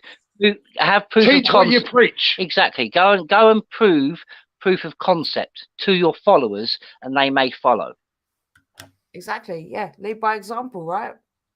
Exactly that. Right. You can't expect anyone to do something you wouldn't do yourself. 100%. We've got to put it up. Right. So I'm going to try and get this up. I think it should be going into it, and I hope it's at the right timestamp. Can you guys see that on the screen? Has it changed? Has it changed to like a video that I'm about to play? Can anyone hear me? Yeah. Okay, cool. Right. Okay, so I'm going to play it from here. I think it's the right time. If I've got it wrong, I'm looking. I don't know if you guys can see. I've got it to about 3:15, I think, something like that. So I'm just going to play this, and then we'll go from there. Frauds, whatever, anything that's going on in the movement which distracts people and has people off down the road financially or otherwise. Now, that's what I'm known for. Now, when I spoke about the King's Flag fraud, Wake Up UK was nothing to do with it. Sean wandered into an investigation which we was watching of the King's Flag scam. Sean was confronted by Gary Clark, Nathan Curtin, and maybe one or two others of the Dragons, and told, these are scammers, come away from it. You know, we're going to expose this shortly. Now, only when Sean started doing videos, calling me all the cunts under the sun, after I put one comment on a live, like anyone could do now, I put Sean is a prick and a village idiot. He doesn't represent the Pendragons or the 17.4 million. That's it. Now, because he did that, I had 2 videos done on me with Sean. I'm going to invite Tommy. I'm going to invite Glenn Zaffo. Everyone needs to attack. Den Tarragon, Joshua Bible, fucking and not just myself, but the Pendragons as well. Now, why would you do that? All I did was point out that Sean didn't represent the Dragons. He'd left 9 months previous. People had asked him to take the emblem off. Can you take that off, Sean? It still says on your Facebook that you work for the Pendragon, Sean. You don't. You haven't worked there for 9 months. Can you take it off? You're misleading people. You're leading these people into a treasonous plot under the guise of Pendragons, which is wrong. He was asked many times. See, I put that comment. I had 2 videos done. That's it. So anyone that got involved after that picked a side. Jason picked a side. He picked a 3-legged donkey. Right, can I That's it. this point about that? Yeah. Have you read the letter that Sean handed in? The letter, everybody agreed with, Tom. It was a date. It was the timing. It was the timing. It was the time. I was speaking to Sean myself at that point. It was the timing, right? It was the timing that was the issue. Have you read the letter? Yeah. You have. Yeah. Yeah. Right. I beg to differ because the letter. What? Right. This is where you know that read it out of line. I've spoke in detail with. I've got a copy of the letter. There's no time specification, and it doesn't. Read the letter out on the line. Hold on, it doesn't in even context of what was going on around it lawfully. No, it's not the letter itself, Tom. You're missing the point. You're missing the point because you're. Am I? As always, yeah. Because I'm a girl on my own fucking channel. All right, mate. No. Because I've read the letter. I've got a copy of the letter. I can send it. We've all read the letter. We've all got the fucking letter. No, because Sean only gave it me 3 weeks ago, and it's a letter that hasn't been. I had it a year and a half ago. This is the point I'm trying to out on the line. You've got isn't the letter that Sean gave in. He read it out on the live. No, he didn't. He read it out on the live. Right, yes, the letter, the letter Sean handed in that day. Right, this is how Sean. Yeah, let me just explain how Sean explained it to me. And I've got a copy of the letter, and it all ties. If we was there at the time, Tom, and Sean was none of the way, when Sean was part how are you trying to teach us what went on when he was there? Because I asked Sean about it. What's this? We were there at the time, Tom. This is ridiculous. I was on one side, Umbrella was on the other. It's like you're scared of the answer. You'll ask me questions. We're totally not scared. You just don't know what the fuck to do with yourself right now because you don't understand the context of what you're talking about. I'm going to explain it. It's not about the wording of the fucking letter. It was about the time frame. It was about the time frame. The time frame to Gary and Nathan's letter mattered. To Sean's letter, this is where you're making the mistake, darling. Gary and Nathan's letter. Gary and Nathan's letter was time specific. That's the difference. The letter Sean handed in wasn't time specific, and it wasn't even relevant. Do you know what, Tom? We can do a screen share. Can you get them both up, then, please? Put them both up and put the tomorrow at 40.5. No, not fucking 4 No, days sorry, later. you to demand evidence from me. Tom, not funny, but you lost Eric time. I'll send it. You're being told bullshit. 10 minutes. You're being told bullshit. Give me 10 minutes and I'll send it to Tara Machiavelli.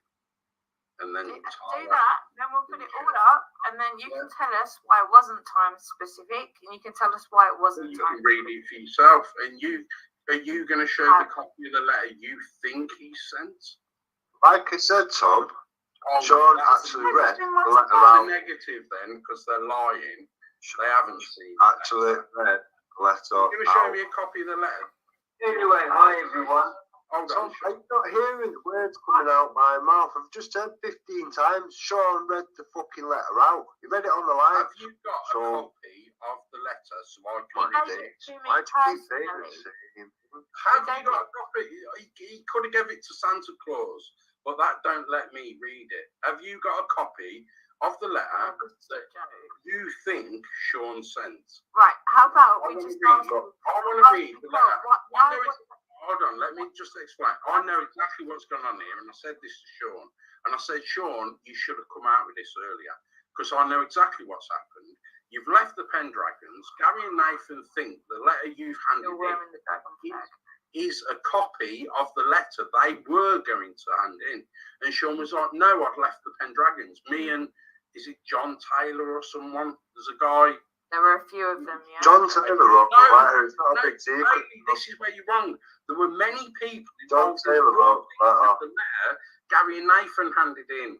This is what I'm trying to explain. John Taylor wrote the letter, Tom. We already know he wrote the letter. He can pretend he's unnamed. John Taylor. We know this. We know this. Pendragons were working on the letter, right? Some shit kicked off. Sean had enough of waiting for Nathan. In his words, Nathan was dragging his heels. John Taylor. Then something. John Taylor. Hold on. Let me finish. Just let me finish. Knows what the fuck he's doing. You know what? Let me finish. You'll hear the story. You realise where you've gone wrong. Right? We've gone wrong. Yeah, you've gone wrong because you're thinking of the letter Nathan and Gary handed in, which is why Nathan and Gary fell out with Sean. Because they're thinking Sean stole their letter and handed it in early, which isn't what happened. Sean fucked off, left the Pendragons, and him and John Taylor created a whole new letter, whole different letter that wasn't time specific and didn't involve the veterans. Really fucking simple, isn't it, when you let me finish? It's a different fucking letter, but that's why you've been told that it's not true. Involved in it. And that's why you've been told, but it's not true, Tom. But no, you can keep talking, but you're right, Tom. Right. You're not listening to what's being said. If he had stole the letter and handed it in, you'd be right, and I'd be on your side.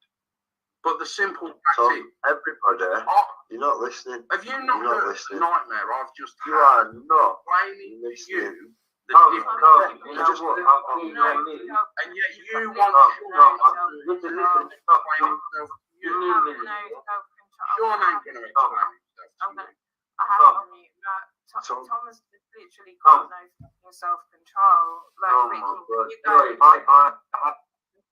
Anyway, hi, Baby, and hi, Tim. Hi, Shane. Yep. I think, is that about where we need to go to, or was there more? I'm trying to find StreamYard again. Can't find where I'm at.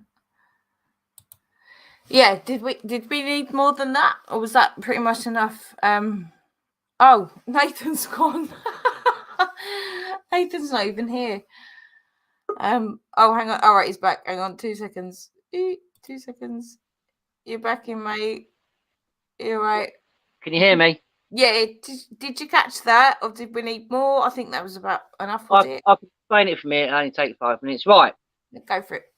Right. The situation is it wasn't just CMW. It wasn't just the Pendragons that was actually doing this letter. There was multiple groups, like constitutional and common law groups, that was actually meant to basically all chime in this letter.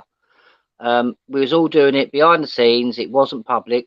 The whole point was because we was meant to release it in time, so the government didn't know.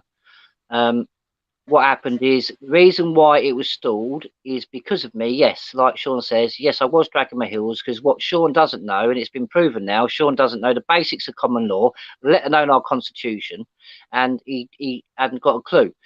The truth about that letter, and I'm hoping Tom's listening, the truth about that letter, Tom, Gary Clark actually posted the letter on his timeline about a year before, and all Sean done was take Gary's letter, take it to John Taylor, and John Taylor just changed some of the wording. So it wasn't even Sean's letter.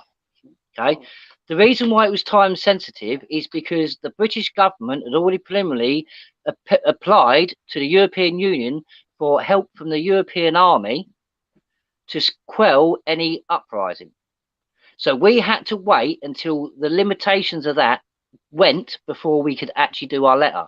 Sean didn't want to wait for that because Sean didn't understand what the fuck he was doing. At that point, Sean wasn't even in the Dragons. He'd left by the time with Diggy. So Sean just ran off and he thought he was going to do it all by himself. Basically, Sean tried seeing the thunder. And all Sean done was actually put in a letter that was a threat at the time when our government and the European Union was in talks about having European Union armed forces, and this is where PESCO comes in, on our soil. And that's why it was time sensitive, because we had to wait for the limitations of that preliminary application to be ended. Otherwise, they would have had reason to actually enact it. Luckily, they didn't. I mean, I haven't seen anything they have. That's why it was time sensitive. So the truth of the matter is, no, it wasn't Sean's letter, Tom. It was actually Gary's letter. Sean just took Gary's letter, went to John Taylor and said, can you change the word in this? John changed the word in the letter slightly, and Sean went and put it in. What actually happened is, for the first time, we had multiple groups, and I was actually in charge of all this. This is why my name is basically blackened throughout the whole movement, because at the time, I was in charge of it all. Sean went and done what he did, and every single other group thought that we'd shat on them, screwed them over, and took all the glory. That's why there was umbrage taken, because Gary didn't like the fact that Sean stole his letter without actually asking him. The fact that Sean put it in when it could have caused the UN Army to actually enact, and basically everybody knows, most groups are being labelled domestic terrorists. We was at the time labelled as a group that was domestic terrorists because we was trying to remove the government. That's the fact of the matter when it comes down to how it was time sensitive. Time sensitive because there was what you call due process within European law that we had to make sure we didn't breach. Sean doesn't understand the basics of common law. He doesn't even know it.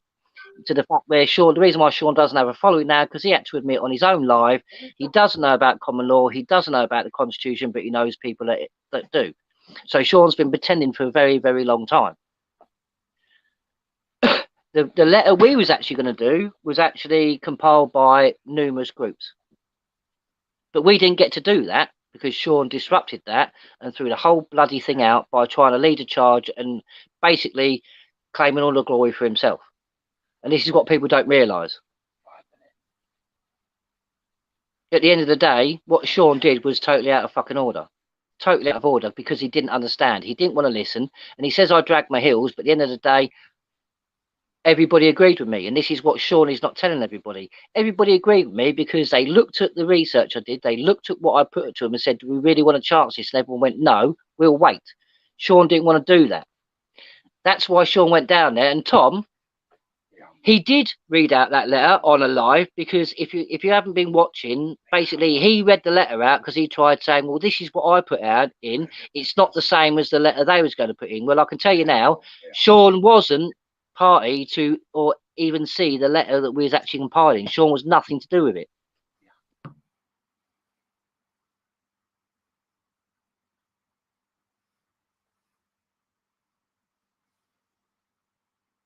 Oh, and that clears that up. But this is the thing. This is what people are not realising. There was multiple groups that was actually joining. The first time we see unity in all the groups, and it's because Sean wasn't part of that, and Sean wasn't. Same as Sean wasn't put this way. Same as the Fabian Society. Sean had a very little part when the Fabian sighting happened, Sean sat at the back of the arena and he did not leave his seat until we was outside and he found out we wasn't going to be arrested. Sean's been faking it the whole way along. So when Tom says about all the shit,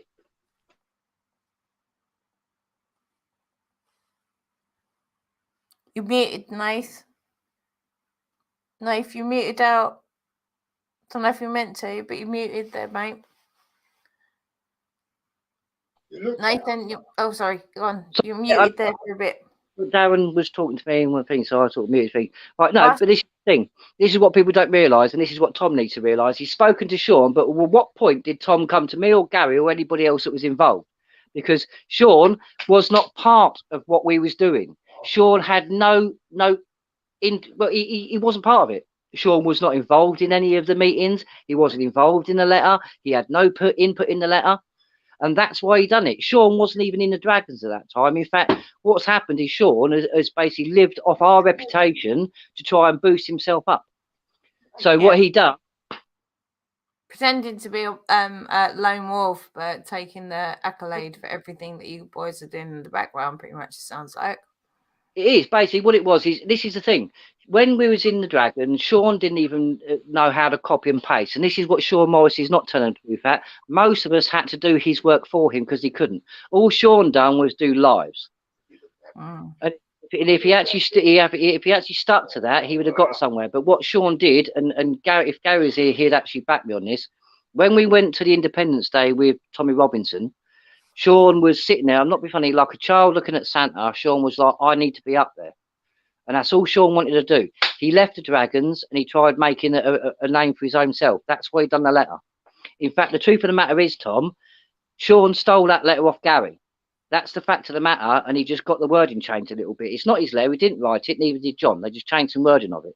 That's the fact of the matter. And we did go to Sean and we did try and stop Sean and say, look, Sean, you don't want to do this. This can get you in a load of crap. Sean decided, instead of actually listening to us, the people that supported him all this time, Sean decided he was going to mug us off and he'd go for any likes and the shares. This is what's happened. So no, it's not how Tom says it at all. The fact of the matter is, Sean done something out of order and he's lied since. And he's had to, he's had to admit a lot of things. He just hasn't admitted that. And this is where we stand at the moment. At the end of the day, if Tom would have actually bothered to ask the rest of us, this misunderstanding wouldn't have been going on so long and it wouldn't have caused so many eruptions between the groups. In fact, we'd have probably had more uniting by now.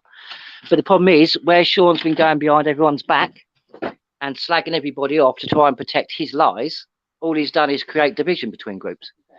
Truth of the matter is, the point where you ask why are they doing it? Like, is it a mistake or is it something more calculated? Well, this is the thing. Most people. Mistakes when you're up that level. But this, actually, Darren, you're actually exactly true. Sean was at a level he shouldn't have made that kind of mistake. Yeah. So it was a mistake he made. Yeah. When you're at that level, you know how to manipulate people. You know what to do to manipulate people. So you do what you need to do to survive. But you make a very good point. But this is the thing. Was Sean manipulating everything to make himself the centre of attention? Well, if I'm being honest, I don't know who bloody hell Sean is. I'm just listening to your conversation and thinking, well, if he did manipulate things, he's a clever sod. He must be a clever sod because he's put himself in that situation. So do you treat him dumb and give him the benefit of the doubt, or do you treat him for the knowledgeable person he is and do put him under the microscope? Well, this is the problem. Sean he's not knowledgeable. Sean doesn't even know the basics. Sean just basically... But he's managed to dupe you. No, he didn't dupe anybody. This is what you're not listening to, though. So what has he done? Basically, what it is Sean decided to steal one of Gary's letters and pass it off as his own. Because rather than... For what? Because Sean wants to be the main patriot that everyone looks to and everyone thinks he wanted to be centre of attention. He wanted to be that... He's a glory hunter. Yeah. Yeah, but then in the private hangouts, Rick, you'll piss yourself over this. Do you remember me saying to you that I had a private hangout with these guys around that situation? And he was like, I've had to do this because of my wife. I've had to do that because of my wife, because Den's going to come and fucking kill me. Den's going to come and kill me. At that stage, I'm still like, oh, I think Den wants to kill me as well. This is like, it's like, all right, big man, go and do all this bollocks. But there's some dude on the internet, some fucking guy up in Manchester on the fucking internet is going to come and do you in, and you're scared, and you're scared for your wife over this dude. Like, are you serious? But that's the truth of the matter. Tom needs to actually really start asking a few people like the truth, because a lot of people don't realise is while Sean was in the Dragons, he kept doing this thing where he'd leave the Dragons and then go and say something. Because basically what it was is we didn't want Sean basically saying his own opinion because he didn't know nothing. So he was told was not to mix official business with his own opinion. Yeah. He tried to get You're breaking up, mate. Your connection's really bad. I don't know if you've moved, but your connection. Sean tried, when Sean was called up, Sean tried getting Stephen, who's got cancer, taken out of the movement because Sean was pulled. And this is the thing, and Sean done it. That letter was not Sean's, and he had no authority to do it. He done it off his own back. And basically, what happened is we actually had, and this is what annoys us all, we actually had all of the constitutional and lawful groups all actually united in doing this letter. And what Sean did was doing it, and like it's like Rick says, he still works for the Pendragons on his profile. Everybody thought he was still a Pendragon, so the other groups thought we screwed them all over, and that's the reason why we still ain't united today. Yeah, I even asked him about that, and I'm like, mate, why don't you take it off? He's like, oh, I can't do it. I can't do technical. I can't do this. I can't do it. Like, it's really easy to change a picture. Like, get someone else to do it. Still, it's not a big deal. But that was completely playing the cards that wasn't happening. It was, a bit weird. That's when I was just like, I started smelling like what? You can totally take down a fucking picture and put up a different one. Every new account he came under, I still had the dragon thing going on. Well, this is the thing. It's the same as Graham Moore. Even though he wasn't in the Dragons, he still claims Daddy Dragon and all that sort of stuff.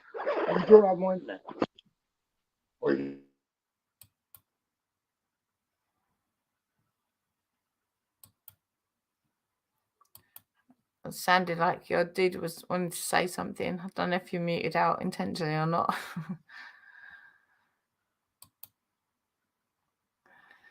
But yeah, Daddy Dragon, whatever he's doing. And Rick, actually, I'm gonna pick your brain in a minute when we get off. Look, listen, I'm gonna have to go now. What we'll do, we will have to do another show, and I'll explain this properly. That's right. You let me know. We'll set it up. We'll get it out and shared as well, because this time it's a bit off the cuff. So you just let me know when and where, and we'll make it happen. And I'll explain it in entirety, because at the moment I've got in my ear things that, so I can't do it right this second. No, you're cool. You're cool. I'll explain it properly when I get a chance to explain it. But there's a lot more to it. Basically, the crux of the matter is, Shaw decided that he was going to screw everybody over and try and take the glory for himself, and it didn't quite work out like that. He'll end up just screwing us and other groups over, and that's why the Pendragon got attacked, because everybody thought that we did it on purpose, and it wasn't, because Sean still won't admit that he did it off his own back. Yeah. But the letter he used was actually Gary's letter that he posted on his own Facebook. Yeah. Yeah, and again, I was in the mix of that without even realising it at the point. So it'll be brilliant to have the discussion and really go into it and delve into it properly. So you just let me know, mate. Just WhatsApp me. Let me know when's good for you. We'll set it up. We'll make sure Rick's about, and go from there. And let's just keep doing what we do. Keep exposing the fucking bullshit that's going on, because there's a lot of it going on. There's very few people that are actually out here, and I've got massive respect for Nathan, for Rick, for Gary, and Stephen Lang, that I've had the pleasure of meeting. I've got to go, because I've got to basically get in a taxi now. What we'll do, we'll do it again, and I'll be able to explain it properly when I haven't got someone in me, and then the whole thing. But Tom's got it completely wrong. Basically, what's happened is Sean has done what he's usually done and just lied because he doesn't want to admit the truth. Yeah, Sounds about right. And that's why Den didn't even get his date this weekend, I don't think, that he was supposed to have. But you look, you do what you need to do. Get in your taxi, mate. Do what you need to do. Take care of yourself and your family. And we'll hook up and speak again very soon. Just let me know and we'll get it set up. But look after yourself. It's been a pleasure. Thank you. Thanks, Ronald, and I'll speak to you all soon. Right, thank you, everyone, for tuning in. And sorry about this little last bit, but like I said, it's like in a bit of a rush now. No, you're good, mate. You're good. And I shall explain it in detail. Excellent. We look forward to it, dude. Right, you look after That's yourself. one day. Okay? Right, Bye-bye, take guys. it. Bye-bye. Speak soon. All right, bye. Be safe. Bye-bye. Bye-bye, everybody.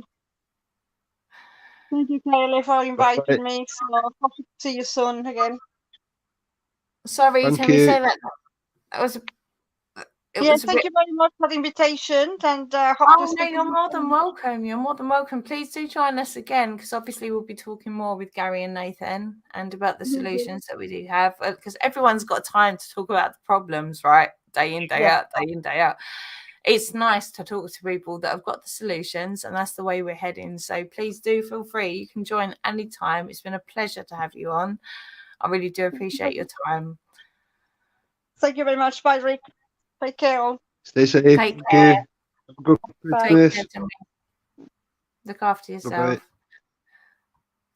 And then there were two. It's just me and you. Say that. What are we gonna do?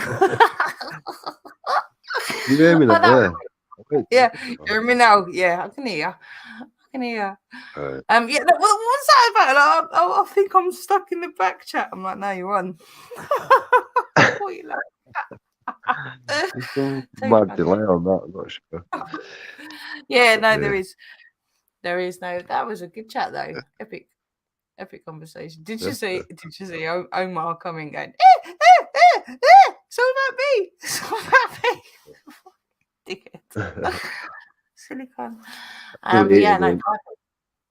Yeah, no, I saw. I was just like, then it's just like boom, boom. Yeah, shake the room. Fucking weird.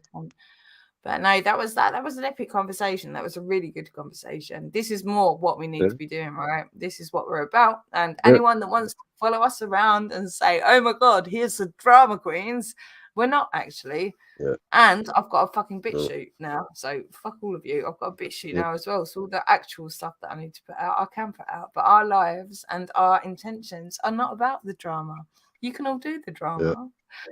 We're not going to do that, because that's not why we're here. That's not why we ever met. That's not what we're about. So, without making it too prolonged, go on. Just to add a couple of things what Tom had said on there, because I'd only just listened back to it myself tonight. He said he was going to send certain bits over and all that. He hasn't sent anything. I've sent him a link tonight to this show, a message in last night saying, are we still having that chat or are we not? So he's had stuff sent from me, but he sent me nothing. So he's talking shit, and he's fully aware that Jason Tyler knew about all this pack of lies and propagated it and got Tracy Blackwell doing videos and whatever. It's far from just Sean. There's a lot of branches to this tree. So it's one of them. Sorry, no, I was just saying this is deep. To me, go on. Yeah, this is it. I mean, to me, we have to work off what we know. We know that they knew it was a pack of lies. It took a long while for it to come out, the truth, but it come out with Windy Miller and all that. So we know for a fact that they knew they was working off a pack of lies that whole time. To me, that weren't just to protect Sean and his stupid little letter. There was something a lot bigger behind that. To me, I don't think Sean was ever a genuine patriot. I really don't. He popped up at the last minute and jumped on the Khan thing, him and Rhea Vigor. So why they just popped I don't know. Do you know what I mean? And since then, it's just. I mean, Sean's been in the Dragons for all that time. He's never learned anything. He's not learned one thing the whole time he was there. Now, to me, it just seemed to be either just a big ego thing, or he was never even on the right side. You know, he was, in my eyes, he was probably on the other side. Yeah, well, it gets to that point, doesn't it? all You're look just like, you do get to the point where you're just like, well, how many coincidences do we just allow? And then when do we go, okay, this is slightly more orchestrated than that? You know, and are we crazy conspiracy theorists to think that? Or are we just being, you know, astute to what's actually going on and going, that don't happen, like, by nature? No. I mean, you've had someone on the comments today saying, "Oh, why are you dragging all this up? Sean don't need it, blah blah blah." It's like I just don't get the mentality behind some of the thinking of people. The danger that the veterans was put into because of that fucking idiot. You know, it's like, how do you not get that? That's treated. If you propagate a lie 5 years ago, that's going to grow, right, into a weed, into something. And it's going to grow and it's going to continue to grow, and it's still going to be here 5 years later. And then you have to take, all right, we'll take whatever comes off the fruit of that bud. You're going to go back to that root and go, that started on a fucking lie, though. Yeah. Do you know what I mean? So it doesn't change that we're 5 years down the line. It doesn't change. Whatever that seed started out as, is it a good seed or a bad seed? It's still fucking it worked its way to growing into something. And if it's still got an implication on what we're doing right now, then it still needs to be addressed. And people will call us the drama queens all day long, Rick. They'll call us the drama queens. We're not. We just stick to the facts. And if that brings drama to your life, you need to look in the fucking mirror and ask, why is that bringing drama to your life? To me, it's as simple as this. We just haven't got enough time for the bullshit. We have to do the right things and do it the right way. We haven't got time to do any more madness. I mean, look at all the dash things Sean's spring from one thing to another. Lawful descent after that load of shit as well. And all that, you know, all that was a waste of 6 months of everybody's time and all that shit. And Nathan and Gary told them all from day one, you know, you're chasing your own tail there. It's going to go nowhere. It's you know, it's not law. It's an opinion at best, and everyone wasted the time. You know, we haven't got any more time to keep wasting. To me, it's one of them. Nathan and Gary have been right from day one. We need to listen what's being said. We need to go over our options, and that's that. You know, egos, side, neither nor there. None of it matters. Exactly. If somebody don't do something that works, we're all going to sink regardless. So that's the whole thing. At that people point, don't understand. Sorry, go on. Sorry. No, I'm just saying that's it. You know what I mean? At that point, we're all fucked, aren't we? So I don't know. Yeah, the point I was going to make there, we're all on the same fucking sinking ship, right? So we can all argue and batter each other up while it's going down, but the ship's going down, right? We can beat each other up because we don't like each other's shoes or who you pray to or all this kind of bollocks. That's fine. We can do that all day long, but we need to be fucking real about it. And when you get to this point and you've got people like Gary and Nathan that have been in the game for so long and you cannot fault them on a step that they've taken, I'd suggest that's where our energy needs to go, right? You've got a lot of fucking wankers on the internet, like me, like Rick, like everyone else, right? There's a lot of fucking egos out here on the internet, and you can follow them by all means, but where are you going to go? You're going to go into your little bubble. You're going to go into one room of that Titanic, and somebody's going to be like really big and important over there. At the end of the day, we need to all address this situation together.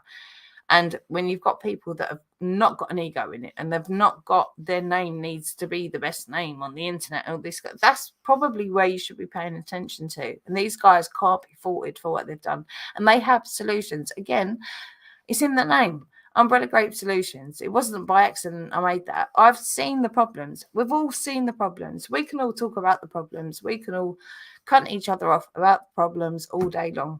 We need to find the solutions. And there's very few people. And right at the top of this, I'd say right now, is Gary and Nathan.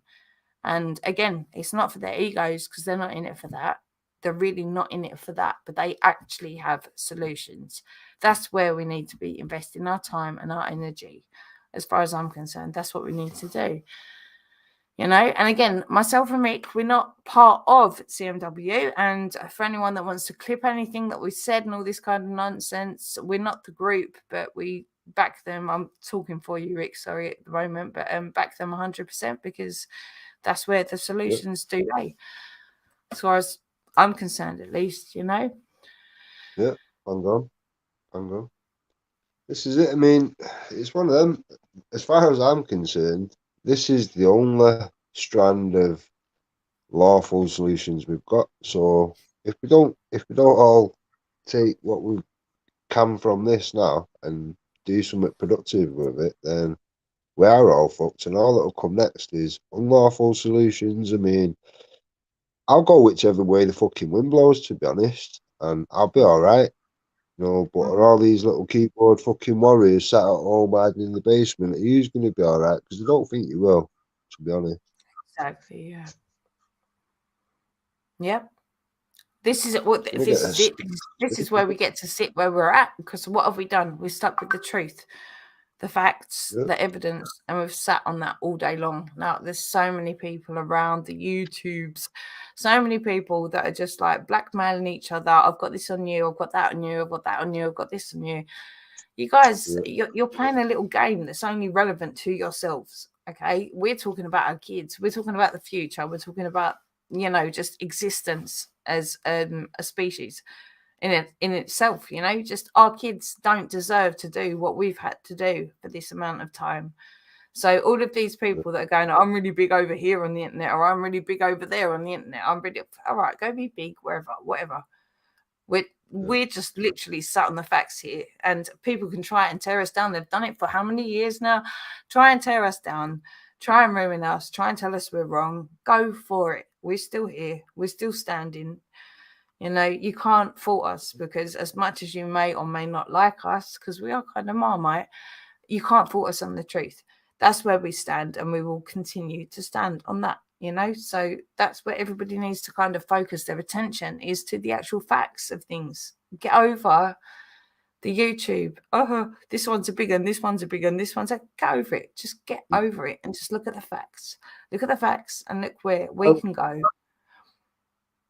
Apparently, it was an active patriot that was peddling Graham Moore.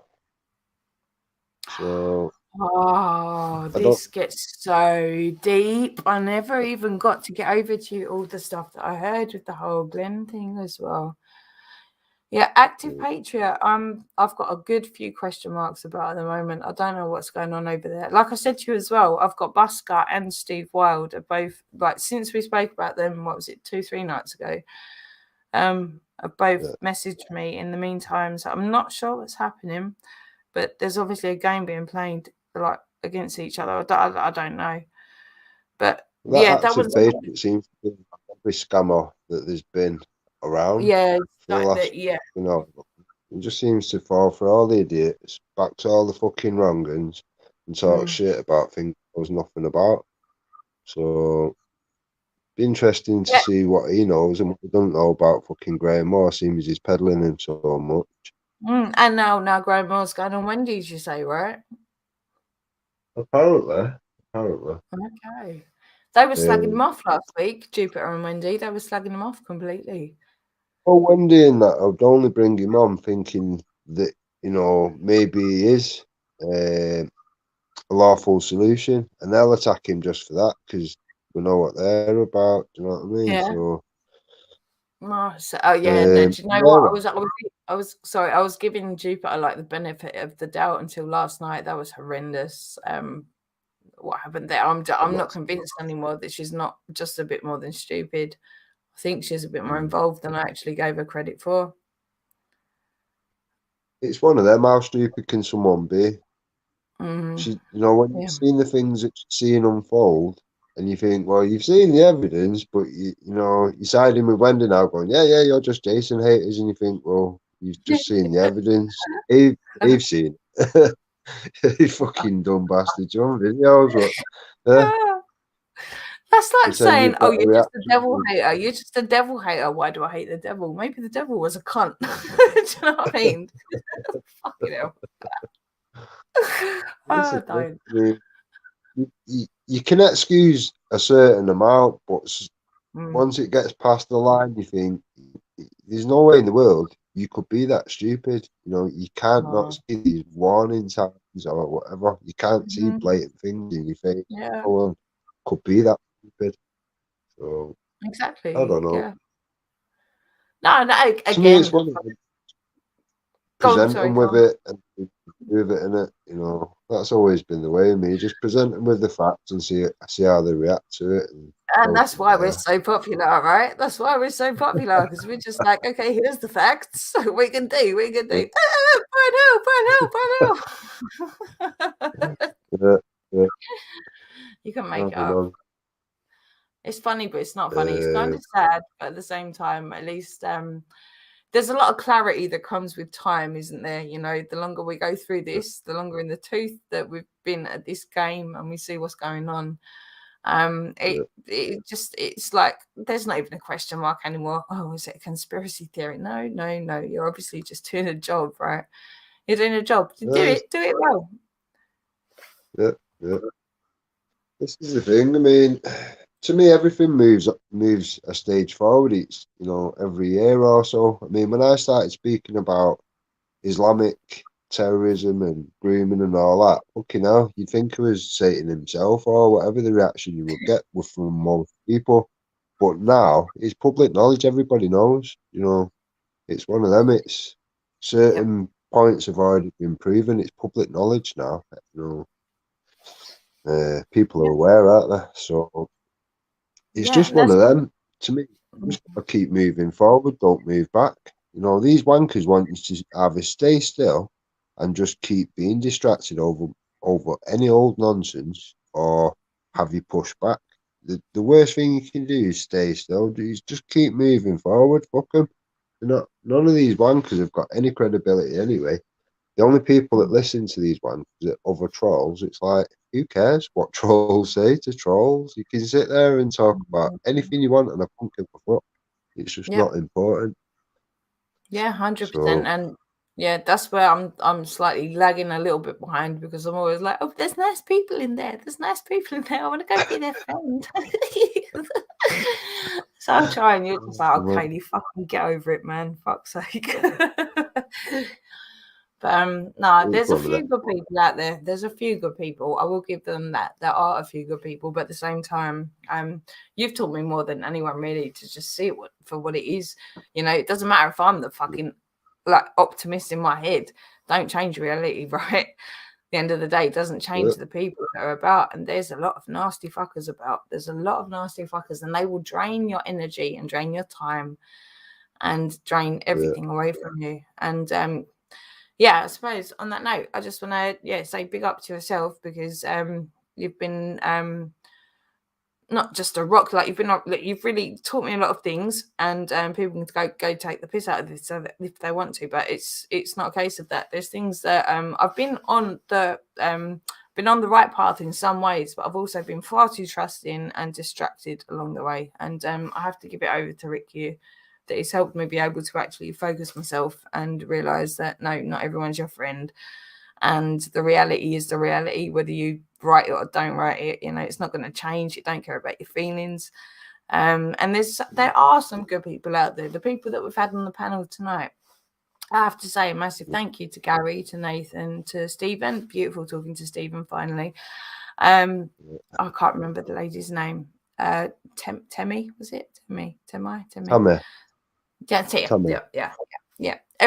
Everyone that was on the panel, I appreciate it so much, and hopefully we'll have some more of these discussions, because we might not get the hundreds of views because we're not sat here with handbags at dawn just like giving it shit over each other's head and all the rest of it. But at the end of the day, these are going to be the situations and the discussions where we actually figure out some stuff that's positive and that we can go forwards on. So by all means, if you want to go and listen to what Brian Hell has done with his butt plugs yesterday, then by all means, there's plenty of panels to do that. But everybody else that's come along for the ride that actually wants to try and figure out some real solutions, that's what we're going to try and do over here. And I look forward to the next one. And again, I have to big up my friend Rick here, because he is a diamond. As much as people might fucking hate him, go spin on it. He's a cool dude. He's good. He's good. But again, thank you. And yeah, I suppose we'll catch up in probably maybe 5 minutes. But it's all good. Yeah, thank you. All right, thank you everybody in the chat. Everybody take care of yourself. So much. Wish I had the music, but I haven't got it, so I might just do a sing song and just piss everyone off. No, I ain't even gonna do that. Not even gonna do that. We're just gonna sign off. We didn't have music coming in, we didn't have music coming out because we've been enough to deal with it. All right, everybody. Stay safe, people. For Christmas, everyone. Merry Christmas, everybody. I'll talk to you in a bit, babe. Take care. All right. Bye-bye. Bye-bye.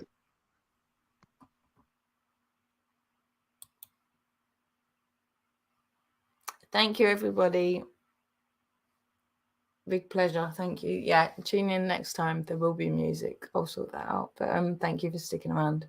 It's been epic.